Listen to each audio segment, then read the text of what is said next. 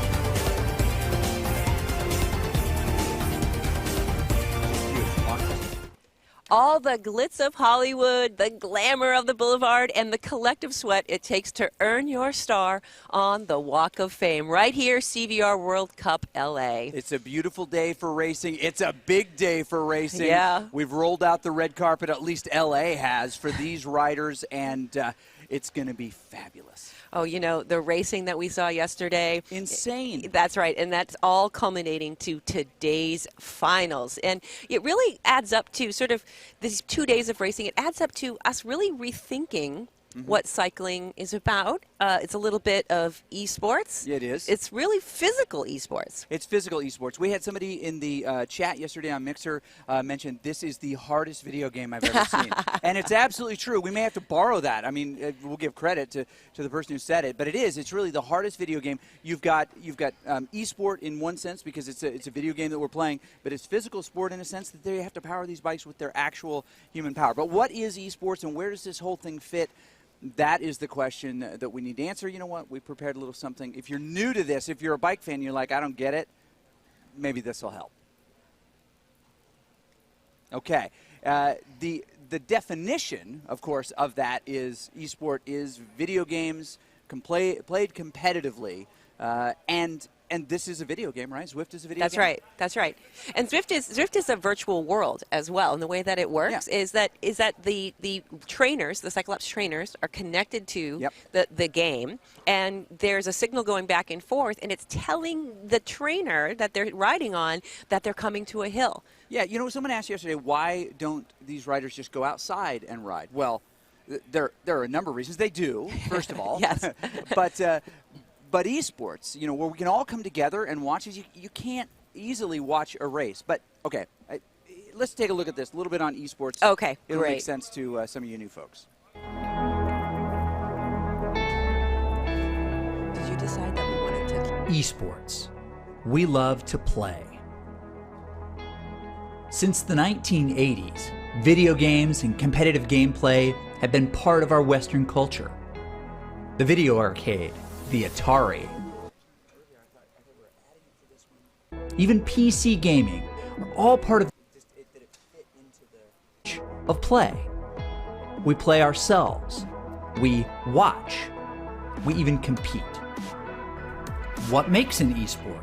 Well, any individual or team game that can be played on a level playing field in competition, whether that's live or online.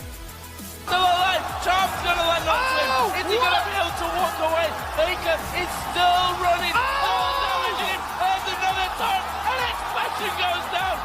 While there are half a dozen top-tier esports, more than 100 different titles are being played competitively around the world.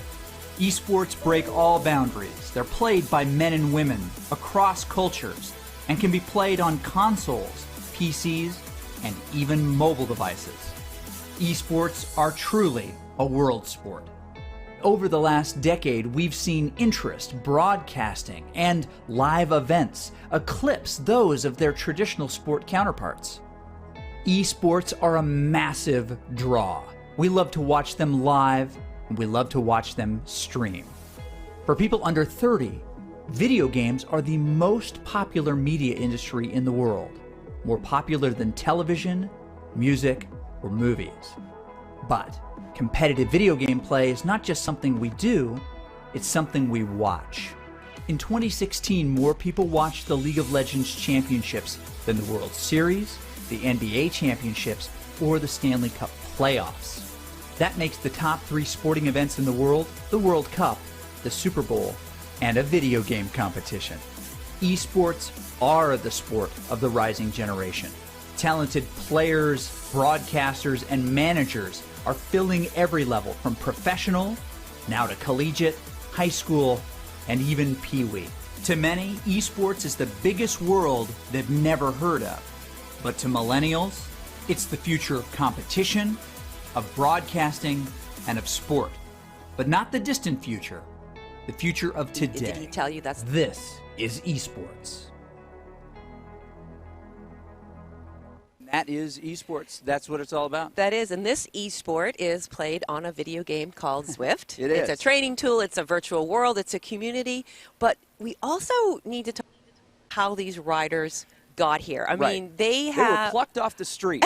Yeah, we're like, you, come play. They raced in the CVR World Cup League. Now, that started in January. It was the inaugural league, and the league had 8 global zones so that you could participate no matter where you live. Now, you chose your zone and you raced that all season. And then what happened is there were 8 races in that zone. 8 races in that zone season. in the regular season, and the best 6 of those counted towards your final points. And why don't we talk a little bit about the brackets? Yeah, the brackets were really cool. So in each zone, they competed all the way to the end, and then a winner was selected. Those winners are here. Right? Those winners are here. But second and third place, they actually went into a playoff bracket. Yes. So each week, it was a 1v1 in a race with a whole bunch of other people around them racing for those two. It was the most exciting thing I think we've seen in cycling esports since the beginning. Well, what was so cool about it was that everybody started coming in and trying to help their favorite rider. Exactly. So we had people that weren't even in the league that were coming in. And so if you want to get in on the league, you can certainly sign up at CVR World Cup. Yeah, check it out. We'll put it on the screen down below. It's CVRWorldCup.com. Yeah. And it's a great. It doesn't cost anything to get registered. You just jump in and you compete. And you could end up here. You could end up here. And another way that we could end up here was in the training. Yes. So I think we have Hunter standing by to talk a little bit about how the training program came together and how those riders came here. Hunter, what's the deal here? Hey guys, thanks a lot. It is another path to get here every day. You can just get in the training program. It's an 8-week training program. We've developed this plan so that way you can go through that 8 weeks of training. Every day you get a training plan. You do 5 different group workouts, 1 per week, and then you also do 2 training races. Then the top riders upload their data. They get a chance to win at this free training camp. So then all of a sudden you got this free training camp that these riders have won that came through the training program. We did this earlier this week in Thousand Oaks, California. We had an amazing time. We taught them cornering skills. We taught them bumping drills. We taught them how to climb mountains, how to go down mountains, sprinting. It was an incredible full boat camp that we had. After that camp, then they had a couple of days of rest, and then they're here. They're competing now in the finals. So that's the other path to get here. Join the league or join the training. So again, $79 gets you in. Anybody can get in here. You can be here through this and win the training camp. And guess what? We're going to Vancouver, Canada next in the spring. That's where we'll be in Vancouver. So if you want to come to Vancouver, you want to come to one of my training camps, sign up for training right now and we'll see you there. That is amazing. And the winners of these different zones earn this fabulous jersey. This is the winner jersey. for these zone winners. Oh, trying to see the back here. Thank you, Garneau. That is amazing. Garneau, yeah, provided that amazing thing. So all those zone winners were walk away that bring this home today. So. All right, so we're getting really close to the race start, and we definitely want to tell you, let's tell you about the riders who are racing and then the courses that they're going to race today. It's not just one race. This is, of course, the men's performance final here. Every one of these riders is going to win stuff. Our first guy, Tim Norris, had a great race yesterday. He managed to hold the gap in no man's land almost the entire time. Next up on the list is Stefan Stefanov, right? Did an amazing job yesterday as well. Looks to climb to the top here. Very strong sprinter. And next we have Eric Sorensen. And Eric Sorensen was third place in the National 24-Hour Challenge, and he really crushed it. He actually won his. He'll be in the elite final today. Yep. That we have this just misplaced card. That's all right. No worries. All right. Frank Levick is also in this group today. Did a really nice job. In the fourth position, Sadeo Ikebe. He is from Japan. Came all the way over from Japan. I used my one Japanese line, which is "Watashi wa baka desu," which means "I am a fool." I'll tell you about that. I guess if you're going to learn one phrase, that's the one to learn. And then Matti Pekelny, yes. and he was pretty amazing to watch. He is. He's really confident about today. A lot of the courses really favor him. Next is Mike Davis, a guy who really just barely missed the break. He could have held it. Oh, hey, Mike. Well, he's don't ready. Need to see You that can tell backside. He's bringing it today. Absolutely. With that look right there. He is not messing around. In the seventh position, Greg Ampersine is a really strong guy. We saw him on that video with Hunter. Part of the training. So cool. Yes, and he's with Team X, and he's been racing for about a year and a half for Team X. CJ Tully is going to be fabulous today. He had a strong start yesterday, but that hill just tore that group apart. If you're not used to it, it will mess you up. Bill Gross is also in the group. He is the oldest guy in this group, but also one of the strongest. At 53, Bill has some great kicks. And finally, goals. Ryan Goldenberg, officially the nicest guy in the group. So nice that he didn't want to distract attention from other people by having himself on screen. He just went, no, let it be about the other guys. He's that nice. He's that nice. Ryan, don't be that nice in the race. I don't think he's going to be that nice. So let's take a look at the course. The course. So today's a little bit different. We have a 3-stage race. And yesterday we had 3 laps of Hilly, and now we're actually going to have 3 stages. Those 3 stages start with a hill climb. Chris, tell me about this hill climb to the castle. The hill climb is pretty chill. People are going to feel pretty good for the little bit as they roll out to it. But once they hit that hill, it's going to get ugly. It's going to get ugly really quick. There's so much elevation in this. They're not going to have to do the entire Epic KOM, but it averages at a 5.2 grade. That's pretty heavy, and 11.1 is crazy. Look at that. Nice flat. There'll be just kind of some calm in the beginning, and then kaboom. They're going to climb all the way up to Castle Wolfenstein, as some of us call it, right? The castle is the finish line. The next stage, of course, Hilly Reverse. It's the similar course to yesterday, covering the same ground, going the other direction. The climb itself, not so bad. A total of, as you can see, 5.7 miles. You can get out to 18.4. And they'll be able to do a longer but more gradual climb with a punchy descent there. They'll do some laps of that as well. And then once they've finished with that stage 2, and we probably won't show it to you here, we'll do the crit version of it. Yeah, I mean, look at that. Still a lot of climbing. Yeah, that people are going to be hurting, especially after that first climb. Frank Levick is really confident about that. He is the lightest rider in the group and a really, really good climber. And the Volcano circuit is the last one. Okay, as we jump into the pen here, which we'll do in just a moment. By the way, the circuit is almost pretty much flat. We're seeing that these guys with 20 seconds left are ready to go. So describe what's going to happen when this gate drops. Well, Beth. this gate is going to drop, and they're going to have a little bit of a flat before they hit the significant climb. It's going to be fast, it's going to be furious, and no one's going to want to lose that main group. We're going to see it break up at the hill, but right now these guys are going to fight to stay together. Yep. And look at that. Bill Gross gets up and out of the saddle. They got to get their wheels spinning up really fast here at the beginning to make sure. Ryan Goldenberg, nicest guy, says, you know what, you guys can go first. doesn't want to let that group go. And we've seen it before. And you know what? This is not a time to panic here, but you definitely do want to be a little bit closer. Ikebe is a really, really strong and powerful rider. But as you can see, he doesn't look like he's doing that much work. He's very, very relaxed in that. It takes a little bit. You know, we were talking yesterday with Quentin Lefebvre, who's here with us today. He came all the way from France. He's a veteran of these CVR events. But he says it's really difficult to travel as far and across as many time zones as Ikebe did and to acclimate in time to actually put in some performance. Yeah, now, Mike these Davis, guys are upside down. Yep. I think he had to come all the way from Ventura County, Mike Davis did, to be able to be here today. You know what? He doesn't look like he's flexing, but he is. We're going to call him out there. He's popping them. But Tim Norris, he was really, really strong yesterday. I'm telling you, I think he's one to watch in here. I think he's a top 3 finisher.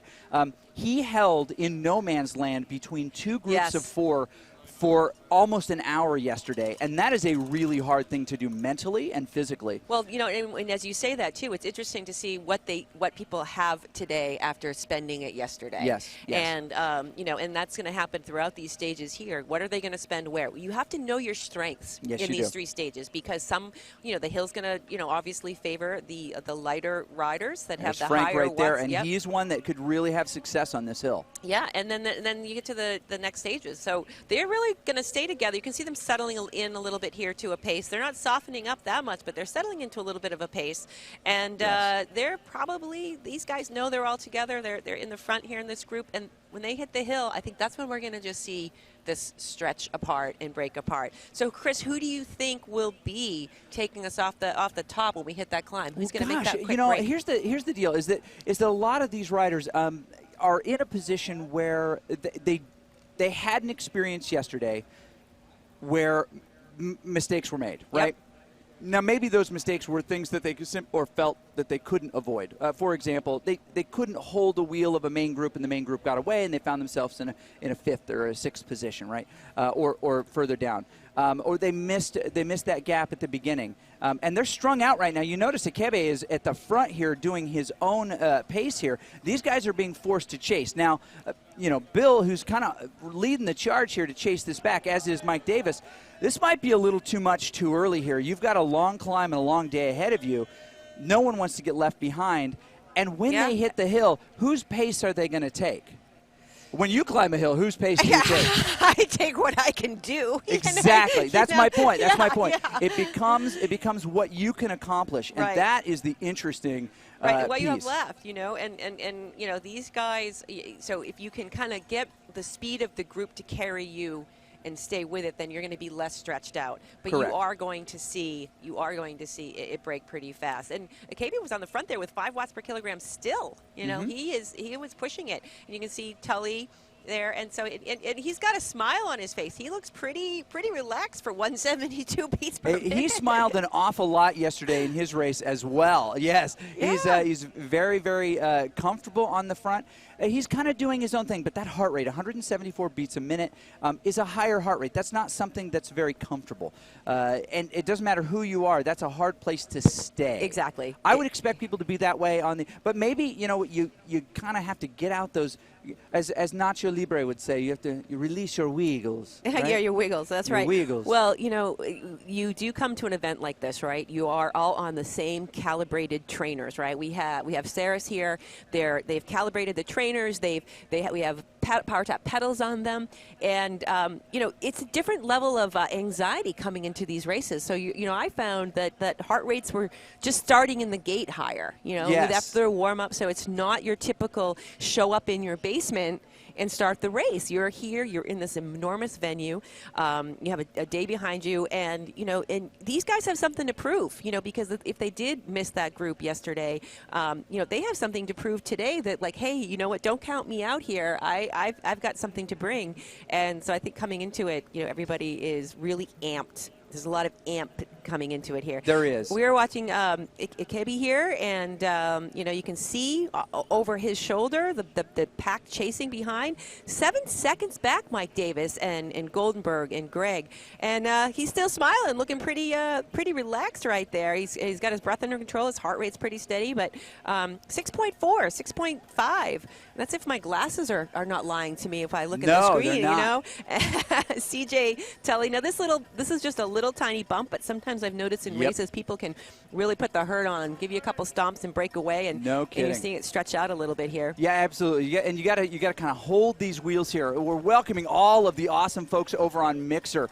This is the hardest video game you have ever seen. You've got to connect a bike to it, you've got to connect a smart trainer to it, and you've got to dig. Bill Gross here, he is the oldest guy in the group, but he is also one of the strongest. It is starting to stretch out. Really surprising to me is Ikebe on the front from Japan here in LA. We're at the Velodrome in LA.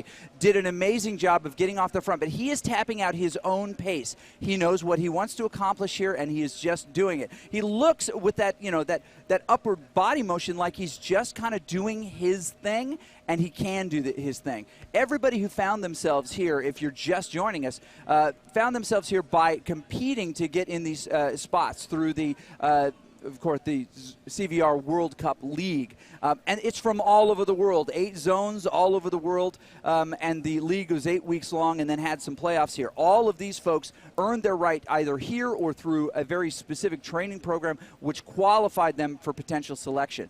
And this is the first of 4 races today. This is the performance bracket. These are folks who raced yesterday in the qualifier, were not in a position to actually go to the elite men's bracket, which will come a little bit later today. But they are doing work, as you see it right now. Real bikes, real sweat, real pain connected to a bike trainer, which will not only change the resistance as you go uphill, but also provide exactly the power that you're putting out and transfer that to your avatar. It is the hardest video game ever. As you look at Sadeo Ikebe right there, 177 beats per minute. You can't get 177 beats per minute in your gamer chair. I'm telling you right now. And he's got a 4-second gap on Pekelny right now. So it looks like Pekelny, Norris, and Davis are just Davis 7 seconds back from Ikebe. So, what do you think, Chris? Like, it looks like it's closing. Pekelny's coming up a little bit here, but there's a chance that these will close. These are not big gaps right now. No, they're not huge gaps. They're just a few seconds, and on a hill like that, you can do great stuff. The cowbell trying to come out, but it's not quite working the way it was. Very good. You see people lined up here just cheering the folks on. We are in the Velodrome here in Los Angeles, down on the infield. There's Mike Davis looking pretty serious there. He wants to definitely kill that. I think Madi is doing a great job. He ended up off the back yesterday, yes, but he is even at this point, right on the wheel, really. And he's about to make a big pass here. Now, this push of a hill here is just the beginning. We're going to go across this bridge, and that signals the start of the really heavy part of the climb. The really heavy climb. And what's happening here for those who are new to watching this style of racing is right now there's resistance is kicking in, as you mentioned. So right now these riders are feeling. Now look at that profile right there. That that's what they're hitting. That steep incline, and their trainers are responding. And Madi Pekelny takes the lead there. Mike Davis catches up to Sadeo Ikebe, and those 3 are now in the group with a 10-second gap as we look at the Cyclogent, the telemetry profile here, and doing a great job is Mike Davis getting back in that group. They didn't let Ikebe go. He may still have a couple of tricks there for him now as it flattens out just a little bit here. You see it's 3%. They're like, how do you know how it's the 3%? Well, I know everything. No, it's actually up in the right-hand corner. That's right. But you get all of the telemetry individually from these riders. Now, those color bars, not visible on everybody's because you have to do a warm-up, using one of the warm-up programs in here to actually get those to stick on your screen. But we can see Mike Davis there in the red. That's power in the red. That's really, really high at his really kind of his maximum there. That red line is the heart rate. And wow. And you can see the response of these guys working. And if you're in the game and you use Zwift, you just hit the letter G. Yes, actually, you do. just hit the letter G. So it is a game. So you are having keystrokes. You are having things that you can you can do here. You know, when they come across the line at the castle, they all have to hit a cutoff time, Chris. Yes. So they're easily going to make this cutoff time. Right. But that's how we move through from one stage to the next, is they have to hit that cutoff time. And the way that they're scored today, why don't we talk a little bit about the way that they're scored today for the 3 stages? Tell us about it. The first stage, they're going to get points for their positions for each of these 3 stages. Tim Norris making a catch here. He was working really, really hard. It looks like these guys are not expecting. He backs it off just a little bit. Tim Norris, really, really strong. He finds himself now on the front of this race, which is amazing. He was in the gap there. He gave himself the time to warm up, but now he's in his sweet spot. 174 and 75 beats per minute is pretty dang fast. Now, for those who don't know, we basically have a mathematical max heart rate when we're born. And it's much higher than it has in older age. And I'm not calling Tim out. But he is an experienced man in life. In general, 220 minus your age is usually 220 minus your age loosely is your max heart rate. So Tim's max heart rate is going to be lower than, say, someone like Ikebe. So he caught. That's an amazing thing, and he is definitely, look at the Bill sweat. Gross. Oh my gosh, look at Bill, him. Yes. Great work, my friend. Look Yes. at that. I wish I had his hair. So these guys are really saying, I've got, you know, really showing what they have, you know, because they did find themselves maybe in that time trial land like Tim Norris. You know, they did, you know, that fifth, you know, they just missed the cutoff time with a 5th or 6th position not to get into the elite. But they are showing today that these guys are serious riders. You don't just get into CVR World Cup. You know, these guys are serious riders. We've got these training candidates that have like had amazing, amazing show through their training that they earned their spot here, and they are really coming to play. It's been so exciting to watch. Look at Volcano there, right there in the mix of it. Now we've got 1, 2, 3, 4, 5, 6 riders together here, all just slugging it out here. All are up. And you can see, too, the cadence changes, Chris, is really interesting. Some people like to climb at a higher cadence, and some people climb at a lower cadence. And it's interesting to see, you know, the lower cadences, you're really relying on that neuromuscular power. I mean, I don't want to talk too deep about what's not my knitting, but Hunter Allen, I know, is standing by. It would be great to hear Coach Hunter Allen, coach to the stars. You know, some of his thoughts on this. So we'll get Hunter lined up. We'll get Hunter. But I think it's important to talk about what's going on with these guys physiologically. Back-to-back day of racing. Yes. And now hitting this hill climb today.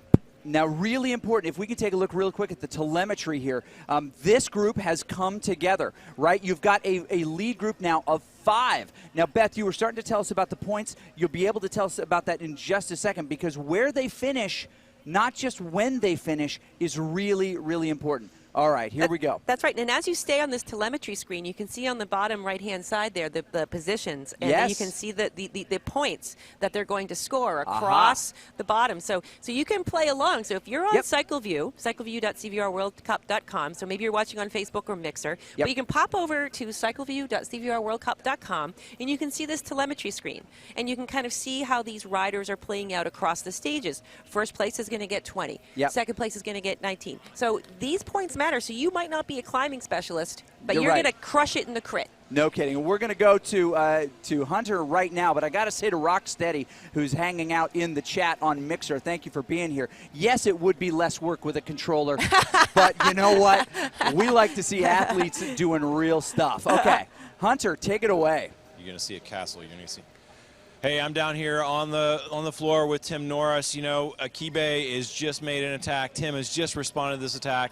It is neck and neck. They are really duking it out here. It is Tim is looking strong. He did a really great performance. He was in the training program, super strong out this past week in the camp, and now we're seeing that same strength coming right indoors. You know, Madi Pekelny is also right here. He's right there in the green jersey. It is all of the top riders from the performance group. They are right here, guys, and this is going to be a battle royale to the castle finish. So that's coming up. Back to you guys.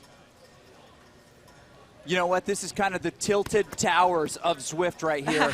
You're in big trouble if you fly into tilted towers, the Battle Royale reference. I'm going to take that to Fortnite. We're starting to see Timothy Norris getting unhinged here. Coming off the back, Sadeo Ikebe decides he's going to give a little bit of push. As we come through this village, this is the big finish right here. Soon, they're going to come through the Swiss village. They're going to be able to see the castle. I call it Castle Wolfenstein, just up ahead. Matti Pekelny trying to catch on to the back of this, but Ikebe has decided he is going to move ahead without the assistance of some of these other guys. Greg Amberson ahead just a little bit. Tim Norris trying to catch on, but these guys are starting to get strung out again. They were all together a moment ago. Mike Davis near the front of that group, and it started to fall apart. Ikebe decided he was going to do what he did in the beginning and push away. Mike Davis needs to close that gap here if he has any chance of catching Pekelny. But this group, largely an American group, although there are a few other countries represented, trying to string this out. There are no teams in this race per se. There's no country of origin kind of alliances that can be formed. This is one person, one space, trying to do as much as they can on this painful hill, but you can see Mike Davis's face. And Ikebe is coming up to the finish line. We're going to see Ikebe on screen here. He'll be able to see it from his point of view up there. As he comes through these tree lines, he'll see the castle rising to the right, and he's got a pretty decent gap. 1 second, though, on the Greg Amberson, who's going to try to close this down, and he may be able to do it. We see those numbers increase on Amberson. He's the guy who's got the best view of what's going on. He knows where Ikebe is. Ikebe can't really look behind him. He's not looking behind him, at least then. There it is. He's trying to close down that gap. That's Ikebe on the front of this, but he's going to get out of the saddle and he's going to sprint. He's not going to let this guy catch him, and makes sure that he's going to be able to do this. He's going to come up and around the corner. As soon as he crosses under the arch, Ikebe is going to take this first stage. There's probably no chance that Amberson is going to catch him. Greg just trailing now by 6 seconds. Wow. Ikebe turned on the afterburners and said, not today, my friend.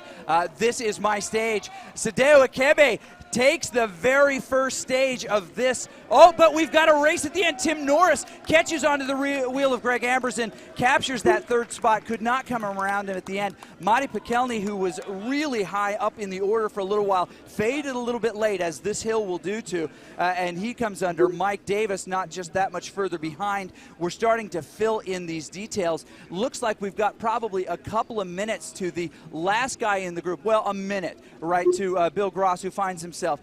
Now, Tully comes across. No one is in danger, Beth, as you mentioned, of coming, and not making the time cutoff here, because they have another stage that they have to queue up for very, very soon. They have to make that next stage, and they're going to go to the pen of the next race. So they can use this time to sort of take a little bit of a drink, take a little bit of recovery. Here's what I'd like to know with Hunter. He's with Sadeo Ikebe right there. But really, he gave a great effort here. But can he recover for the next stage? Yeah, is he going to have enough time? I mean, that way he busted it out. Hunter?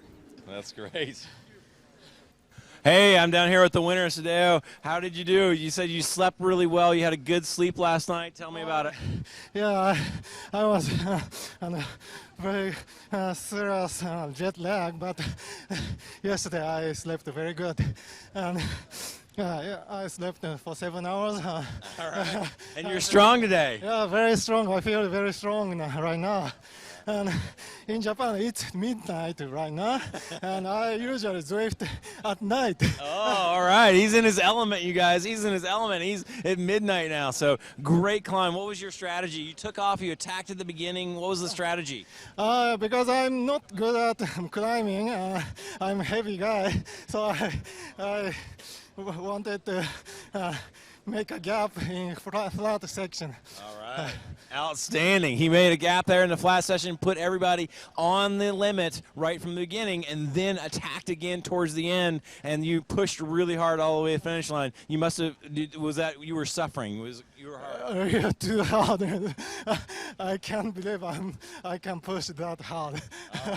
All right. That's it. Big watts down here. Big numbers from all these riders. Really incredible effort. All right, back to you guys.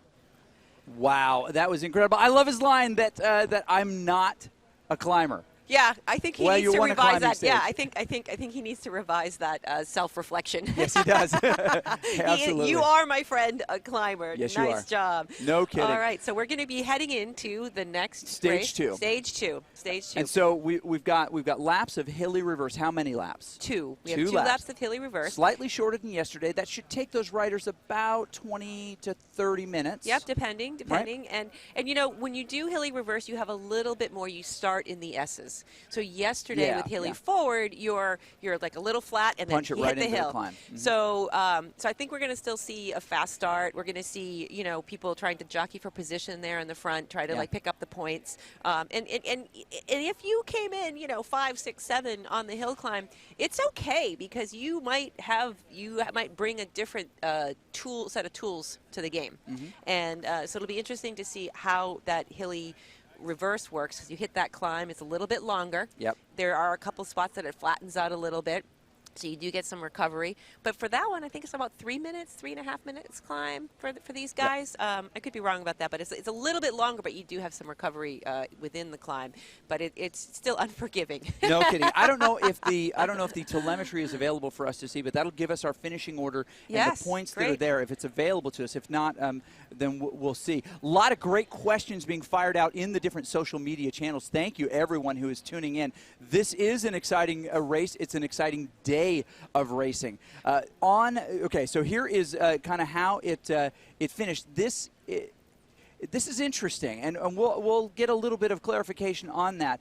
It shows. I see what it is. We're seeing stage 2 predictions because they're all in the thing. So let's ignore stage 2. But it does show you the profile, right? Yes. They head out there. But that did give us a great sense of how people finished. I'm sorry, if we could have that again, that would be great. What I really like about that, we can see the profile of what's coming up next, right? But Ikebe comes across in that first position, gets 20 points for that. Amberson comes in second, and he finds himself in the in that really nice seat. He doesn't have to win stages at this point. This is what we discovered in Paris, right? He just has to continue to provide points. This could be Amberson's race. It really could. Very, very exciting. Ikebe definitely got this, but Amberson, very savvy rider, pretty good climber, but a great sprinter, as we mentioned in the beginning. Yes, the solid finishing, and you know, you're doing that like that math. It's not as easy to think about the placement. It's just you have to just give your best every stage, each and every stage. So I think Greg Amberson is going to give us a little bit of his strategy going into these last 2 stages. He's with Hunter now, and we'd love to know what he thinks.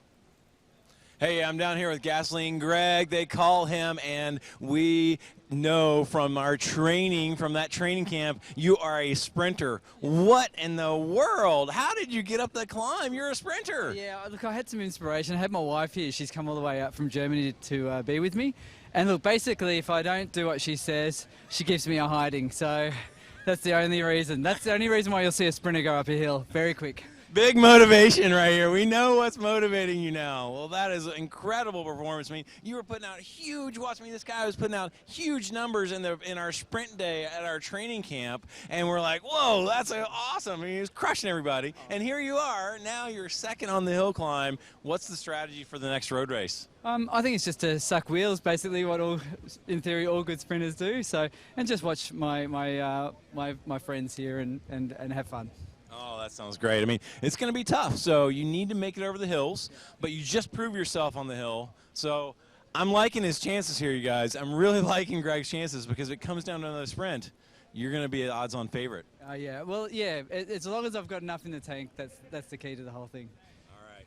Awesome. This is going to be a super exciting road race. We've got the climbing, the sprinter who can climb. Wow. Great job, Greg. Great job. All right, thank you, Hunter, and good luck, everyone. Everyone is going back to their starting gate now. Yep. So right now, back to the pens. We're going back to the pens, and you can see, you look down the line there, you can see people sort of relaxing a little bit, spinning out the legs, the higher cadences, trying to flesh out any of that fatigue if they can. Back-to-back days. Both Ikebe and Amberson looked very relaxed, very happy. They're in a good place. They didn't overexert. Bill Gross in that group, Tim, looked very, I guess, worn at the end of that. Yes. How fresh will they be at the end of this? That's the interesting thing about multiple stages in this group. It is, and it's also interesting, you know, in bike racing in general, right? These, okay, we're 30 seconds away, is that you see their faces, right? Yes, you so do. when you're watching a race out on a road, you have a helmet and sunglasses, and you're not seeing the suffering. This is very exciting to see these people. And so what I'm thinking now is I'm thinking, like, you got to just sit there and smile and fake it. You got to bring your poker face.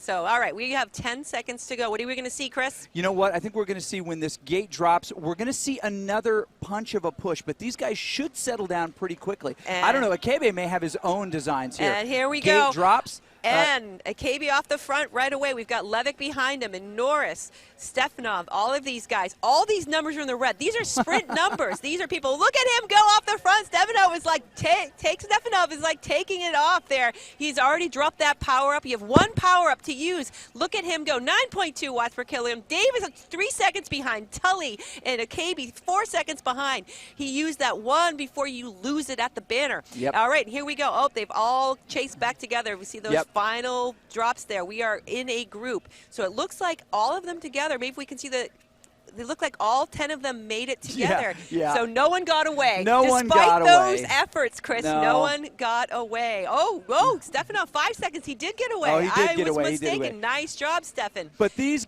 guys in the back here can absolutely relax. They can absolutely relax because the aerodynamic efficiency of an entire group, even in a video game, is much higher than it is of a single guy. He's already started to really back this off. 200 watts. He's not trying to get away. He'd be holding much, much higher. And his heart rate rung the bell here, 186. That's right. That's right. And if if you're starting a race like that, sometimes you weren't necessarily trying to get away from. You're trying to break up the group, get the numbers down smaller. And he had that 2 or 3 second gap right off the front. But that group is going to close it, and that's what happens. You're never going to make a break as a solo rider with 8 people coming up on your heels. So you might as well settle back in.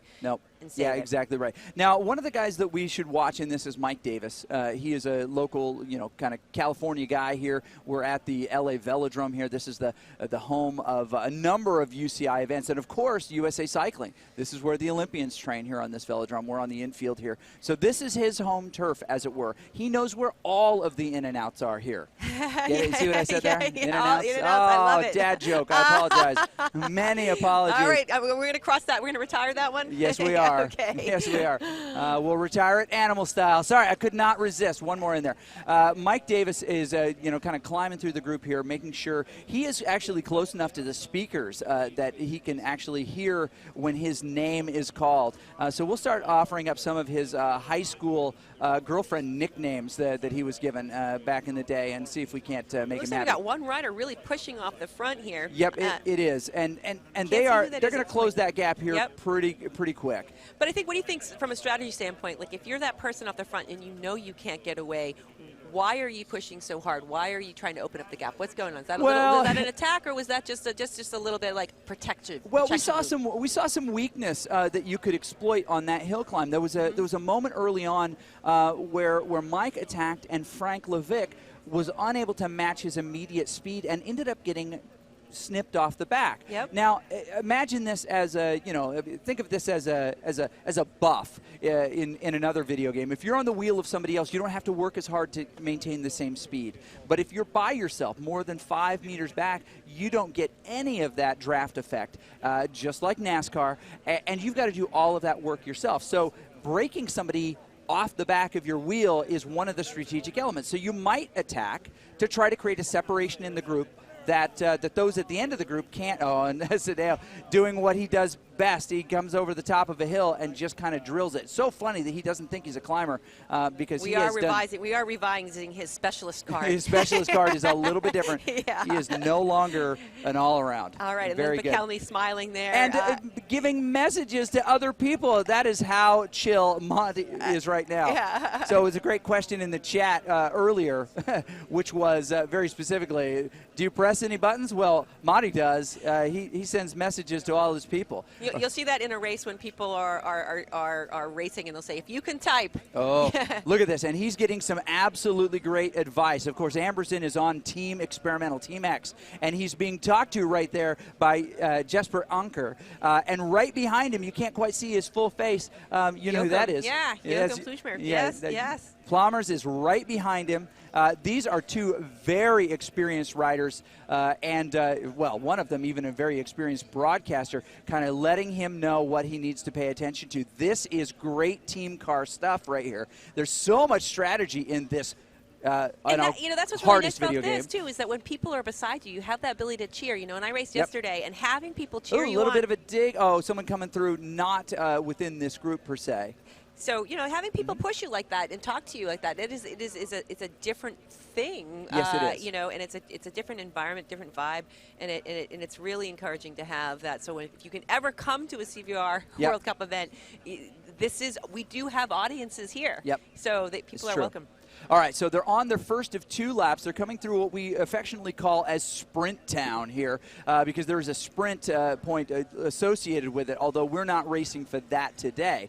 Sadeo Akebe comfortably in the group right now. No one doing much, but as we'll see with the telemetry here very soon, powered by Cyclogen, they are about to start a long slog of a climb. See if you can follow that serpentine course here. They're going to come up here. That yellow, as opposed to the green, means it's a little bit more discomfort. That blue, of course, the direction they're going would be relaxing downhill, even to more purple, even more relaxing. But they're about to come up to this little section, and I would expect when they feel their trainers, these awesome Cyclops trainers, handed over to us by Saris, they're going to do a little bit more on the front. And Bill Gross is, in fact, he's staying near the front of that. He wants his name called, as he should. Oh, Ryan, you're being so polite in the back of that group. The Canadian Ryan Goldenberg doing what he does best, which is to give the credit to all others. I think he's going to smash them at some point, Hulk style. He looks he's mild-mannered. biding his time, biding his tongue. Sometimes you can tuck into these groups, and people are looking at the top 2 or 3. You're in the top 2 or 3, and they're not really thinking about some of the 8, 9 where these positions are. But anything can happen right now in this race. They are all together. Mike Davis, someone to point out right here, he's drifted off the front here a little bit. He's anxious for this climb, and the climb is going to start here proper in just a little bit. They're going to come up and over this little rise here. They'll cross a bridge, and then they'll be able to see the climb in front of them, but not all of it like you can going the other direction. You'll be able to see these things. You know what? We've got Hunter who's standing by, but you know what? We're going to hold on just a second. We hit that climb. Because I think when we hit that climb, I think things are going to get a little bit crazy. This is the opportunity to take an advantage as they come up and over this bridge. Tim decides he's going to come to the front of this. You know that name. That is the one and only Tim Norris, and he is anxious for this climb. I think that we're going to see some people voted off this island. What's going to happen? You see those statues off in the distance. We're coming by Hank's garage here, the retired garage. We're going to hit a little. We're going to hit that climb as we bank to the right, and it's going to come. Yep, you'll see a line. They're going to cross it, and maybe just did, and then they get out of their saddle because this is the KOM, the king of the mountain, and one of these guys is going to have the fastest time up this. We'll see who it is. Frank Levick is a lighter guy. He is a climber type. He knows that the hardest part of this climb is the first chunk, but look who is off the front. Is it Akebe again? It is. He's decided he wants to dig up the front here and make sure that he gets out the door. That is unbelievably cool. He's done this quite a bit. The man says he's not a climber, but he's surrounded by Pekelny. Coming around the side there. Pekelny says, hey, I'm going to take it. He's ready for that climb. So look at that. It's Davis. Davis going off the front right here, trying to get an advantage on these other riders, as he should. This is his opportunity. He says, I'm going to attack right here, over 500 watts. His heart rate comes close to ringing the bell, but doesn't. He's still got some in the tank. Who is going to come with him, and who's going to get trimmed off the back? Oh, we just have Greg 1 second back. Oh, sorry, Levick 1 second back. These guys are going to probably close that up, but you've got Tully maybe on the ropes here, and we'll see if those guys. Rosenberg, didn't we see? Here he comes. Here he comes. CJ Tully in a bad spot. Yep. This is the spot right here. It levels out a little bit. You get over this riser, and if you can mash those watts on the flat that's coming, you're likely to close it. But if those guys in the front don't settle back in, you might lose them here. You might. And Akebe just tapping out a hard pace, coming around around him as Greg Amberson, maybe kind of a counterattacking. Matti Pekelny spins by and continues to keep the pressure on. Tim Norris also in that lead group.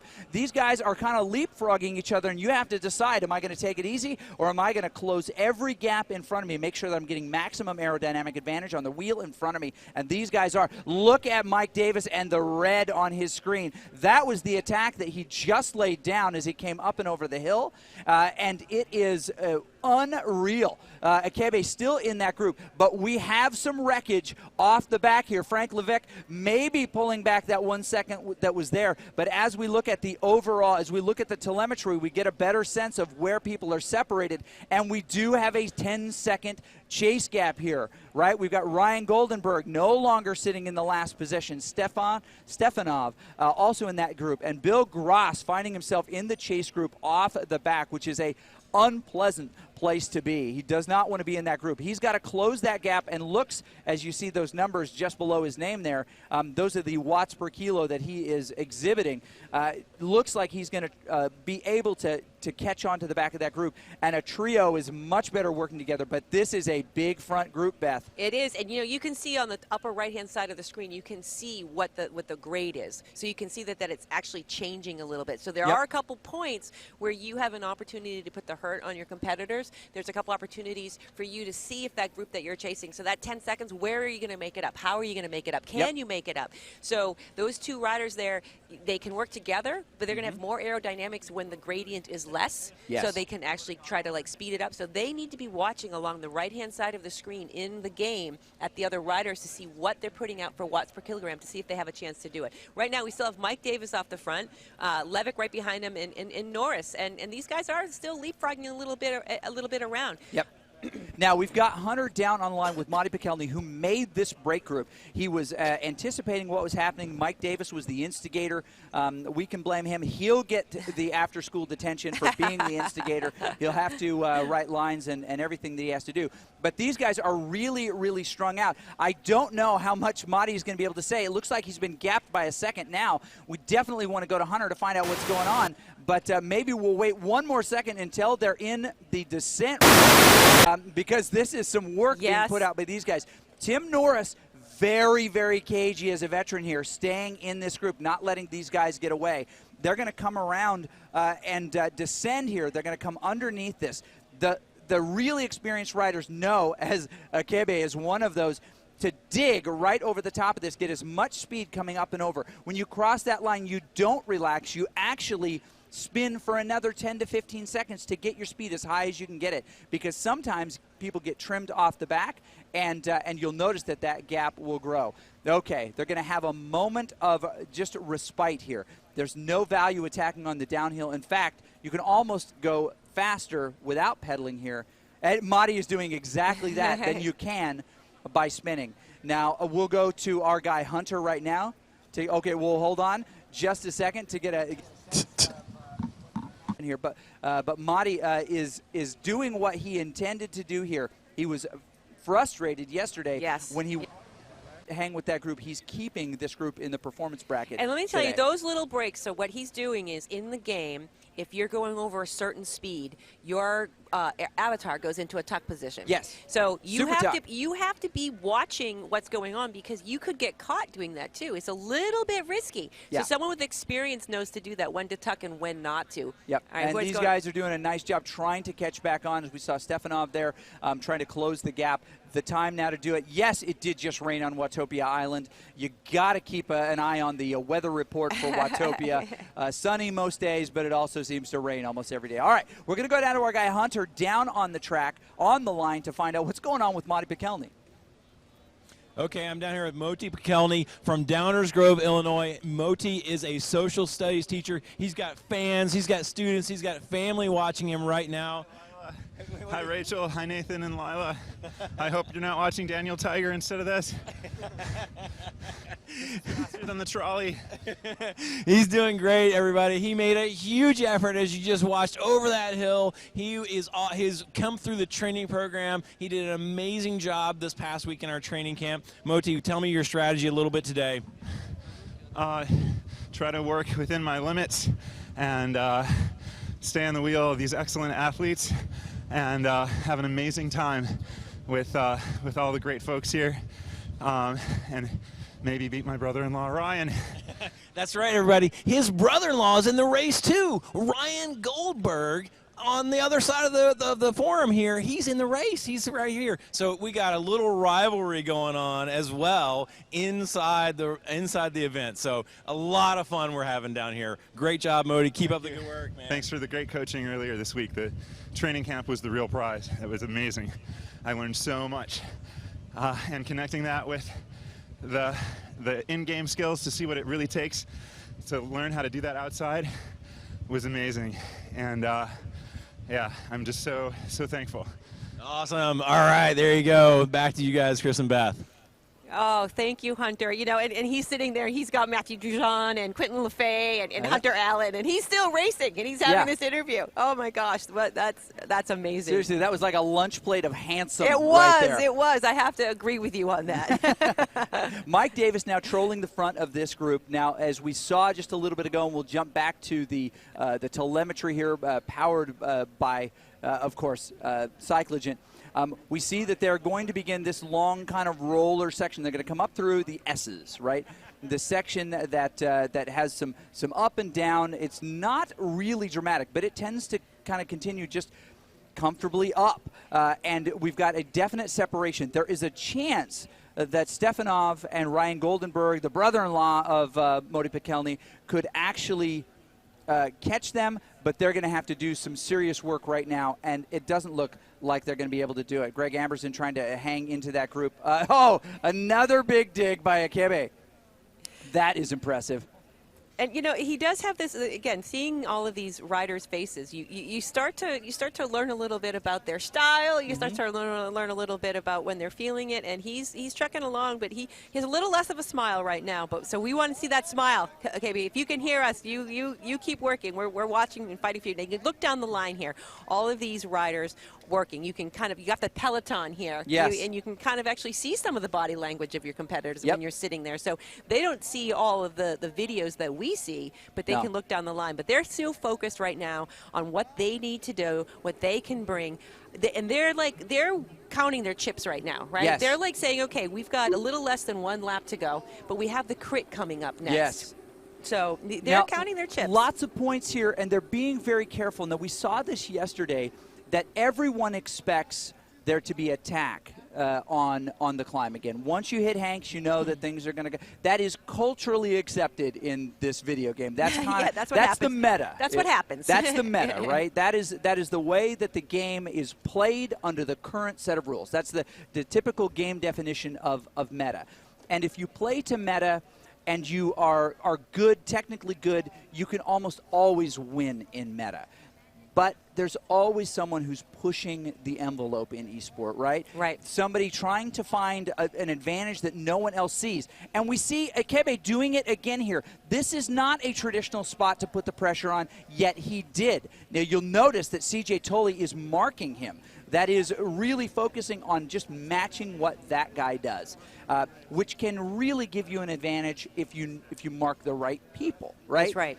If you have the physical skills to actually match them. So different than this is that not everybody has the selection of the same kit, as it were, and I mean the video game sense of kit, the same potential bikes, the same potential wheels, the same you've got the possibility of selecting all the same things, but what is hugely different than it would be in League or Overwatch or Heroes or Dota or any of the other kind of traditional esports is that you also bring into it what you can do physically. And some of these guys have trained themselves to be more physically powerful than others, but it does not remove strategy. The fastest guy is not going to win today. No, and you'll see that a lot of times in the races. It's some people think it's a pure Watts match. No. It is not. There's a lot of strategy that goes in. You have to know your competition. You have to know the course. You have to know the way that the trainer responds to the course. You have to know that the timing is critical. These trainers the Cyclops trainers are amazing. I rode them yesterday,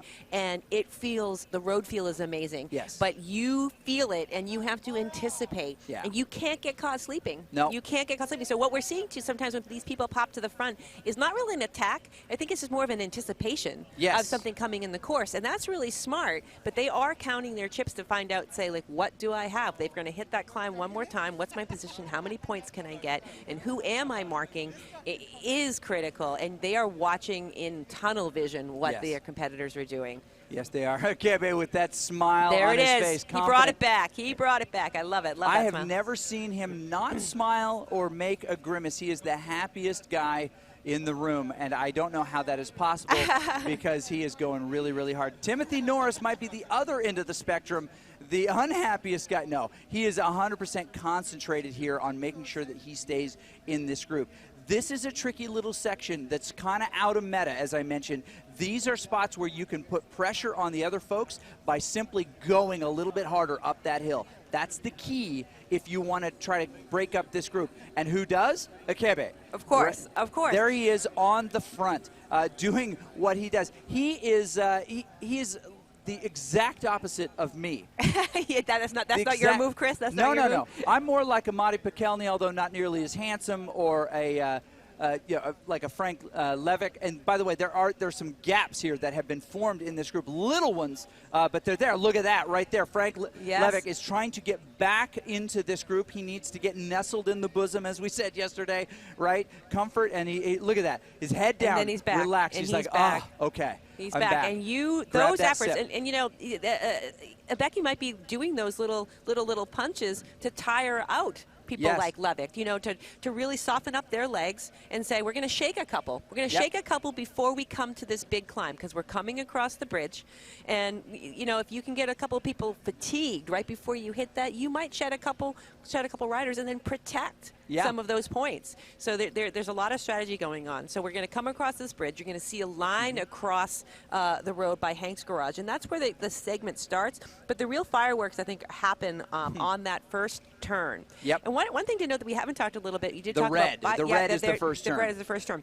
I haven't talked about is the bike selection. Right. There are different bikes in the game, and there are some people here that are on the glowy bikes, right? The Tron bike. So that indicates in game that those riders a lot of time. You have to climb essentially 4 or 5 times the vertical distance of Mount Everest to earn that bike. So when you see those glowy bikes, that's right, you can't buy it, and it's an in-game. Not DLC, and that's typical of gaming, right? Yep, that exactly. you earn different things. That's different loot. selection. That's what that is. That's the loot. It's not dramatically different than some of the other bikes, but it is just a little. It's kind different. of a vanity plate, a little bit. It's a little bit of a vanity plate. Okay, we moved by Frank's here, and I think this race, at least the top 3, will be decided now. But look who decides to go off the front there. Akebe decides to attack on this. Frank Levick actually holding, staying right with, but Greg Amberson has been marking him from the very, very start. Mike Davis in a bad spot. He's got to close a big distance here to try to get to the front. He's going to try to get on the wheel of these guys,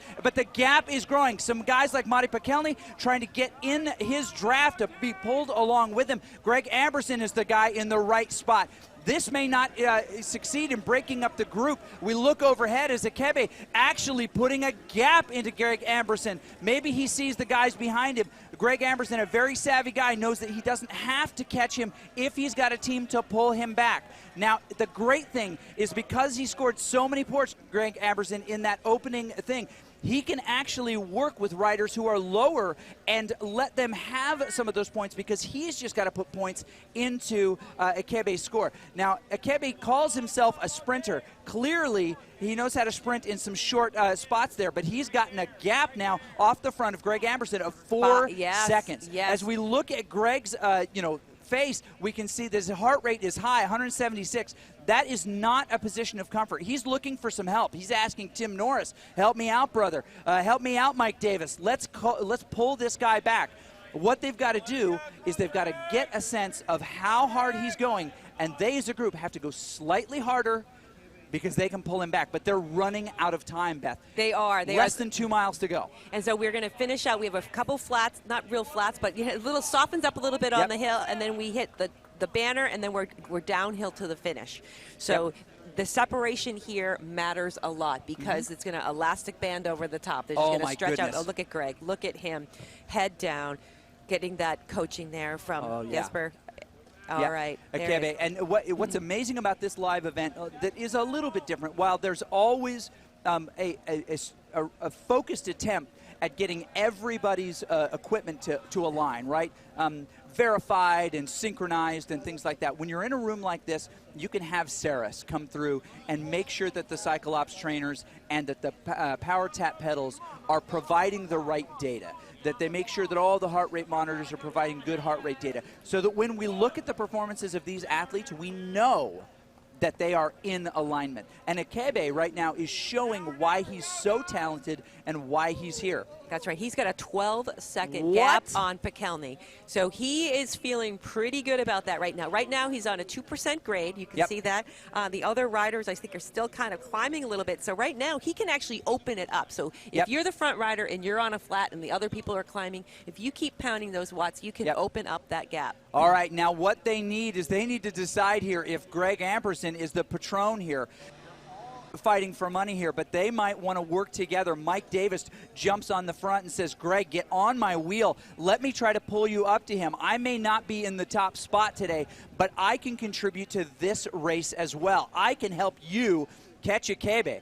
And they need to get all of these guys. Madi Pekelny really at his limit right now, coming in and out, dropping just a little bit, just trying to catch on to the back of this group. He wants a big finish here, but he may not be working. Akebe already over the top, more than 10 seconds ahead of the rest of this group. There's not much that they can do as he descends here. He's getting a lot of interest right here from folks who are checking him out. There's Neil, who is one of the great bike techs here, checking out the great performance. Look at that. I love that people are gathered around and they can get him. He's got such an interesting upper body kind of serpentine style. Normally, we would say that upper body motion is a bad thing, but he's like he's doing a dance. This is like DDR for him. I don't know what song this is. Is it Electric Midnight?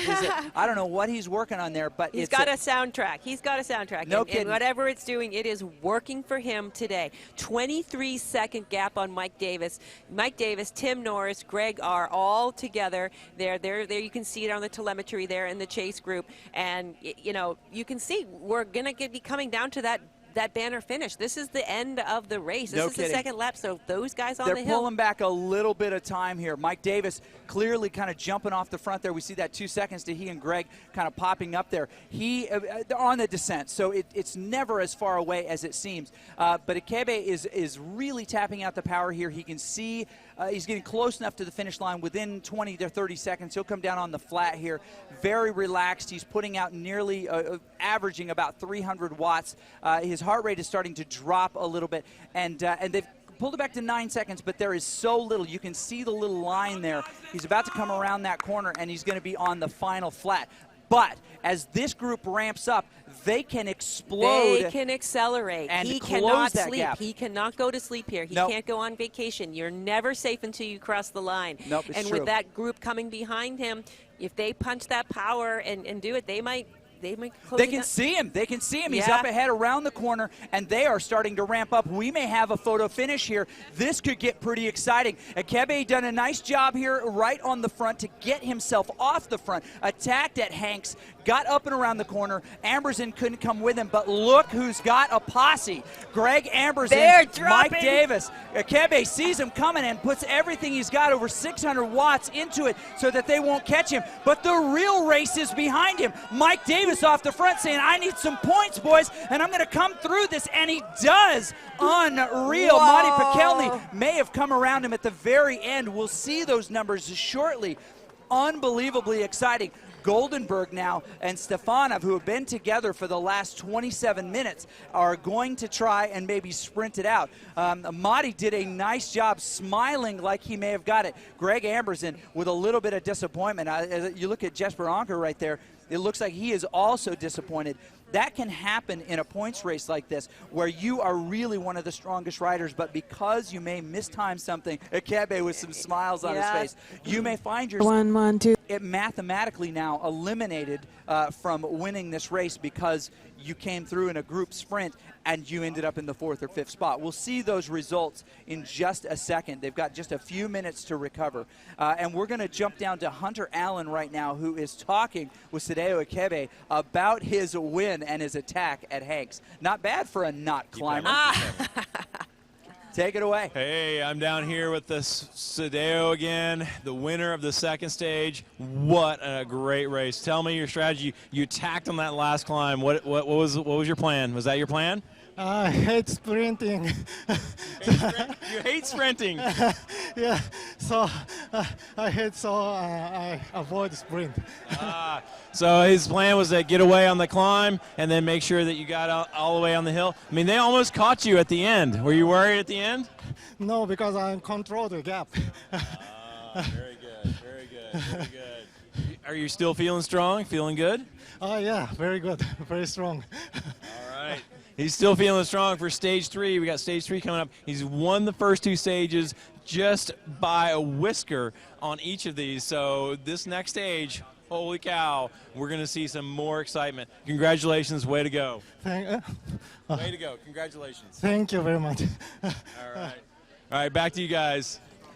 Excellent. We're hoping that we can get Hunter with Greg Ambers in here in just a moment. That would be great. And if we look at the telemetry here, I believe everybody has finished.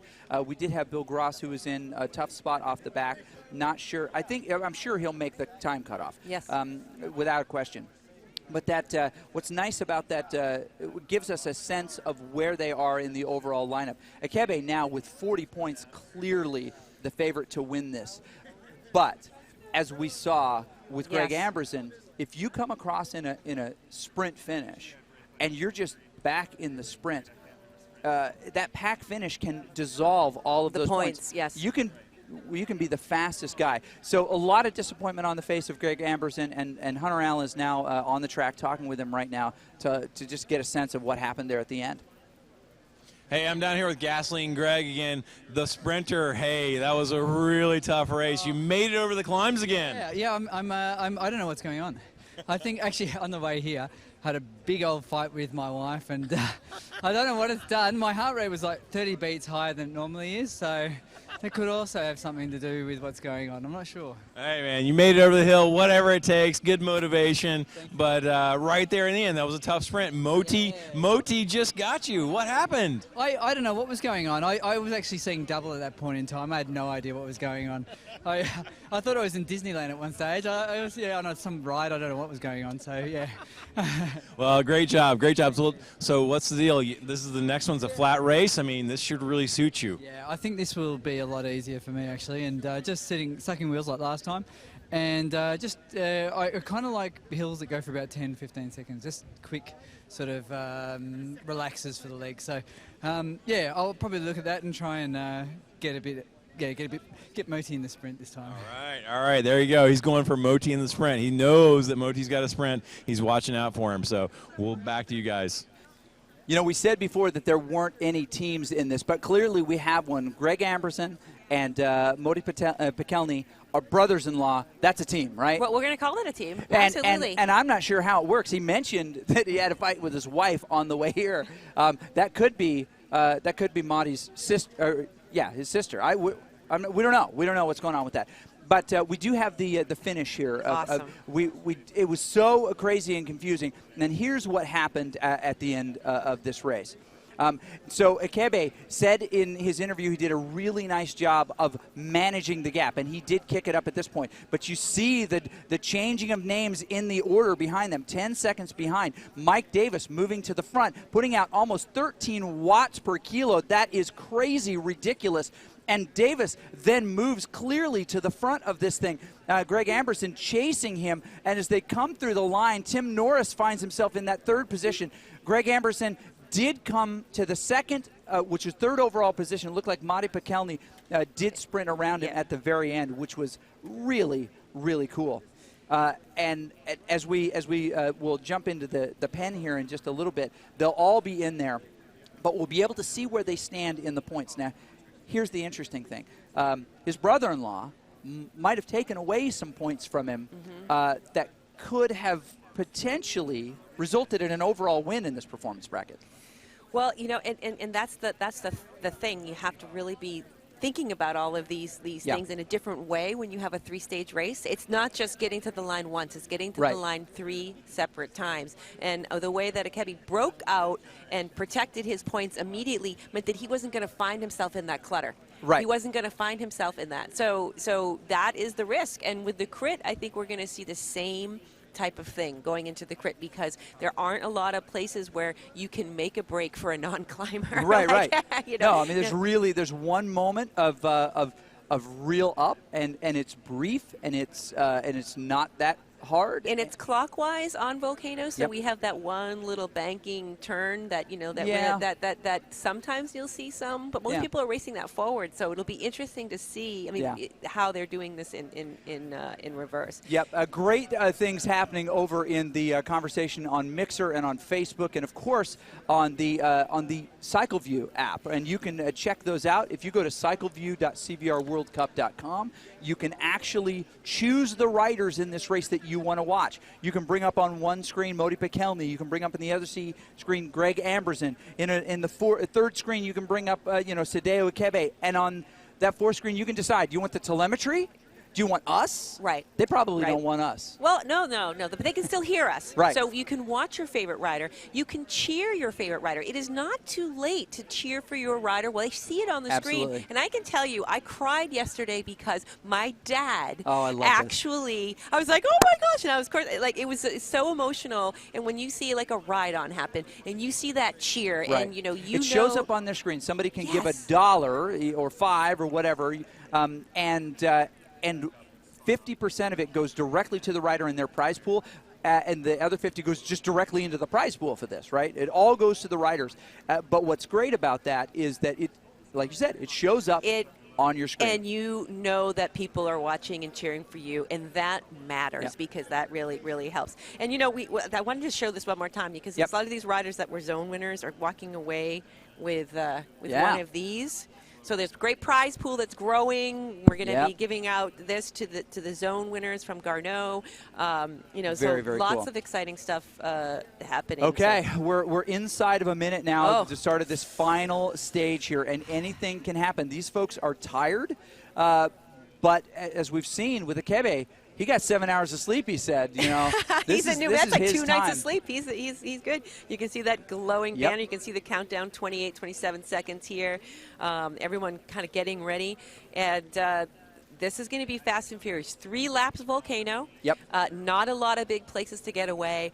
This is going to be a lot of watts. It's going to probably come down to a sprint, but we don't know. But people could get dropped here at the beginning because they could be spending it right here. So, gosh, it's going to be fast. And let's see who has some legs left after all of these efforts. That's where we see it's deeper, and the gate will drop. No lasers in front of my bike right now. Sadeo Ikebe comes out strong, but Frank Levesque doing what he did before, which is to try to make sure he's spun up enough that he does not put himself in a difficult position trying to catch on here at the beginning. He's not going too hard. Well, 300, 400 watts, that's discomfort at this point after you've been racing for almost 90 minutes here on these different courses. But they're going to come underneath here. It's going to be relatively mellow.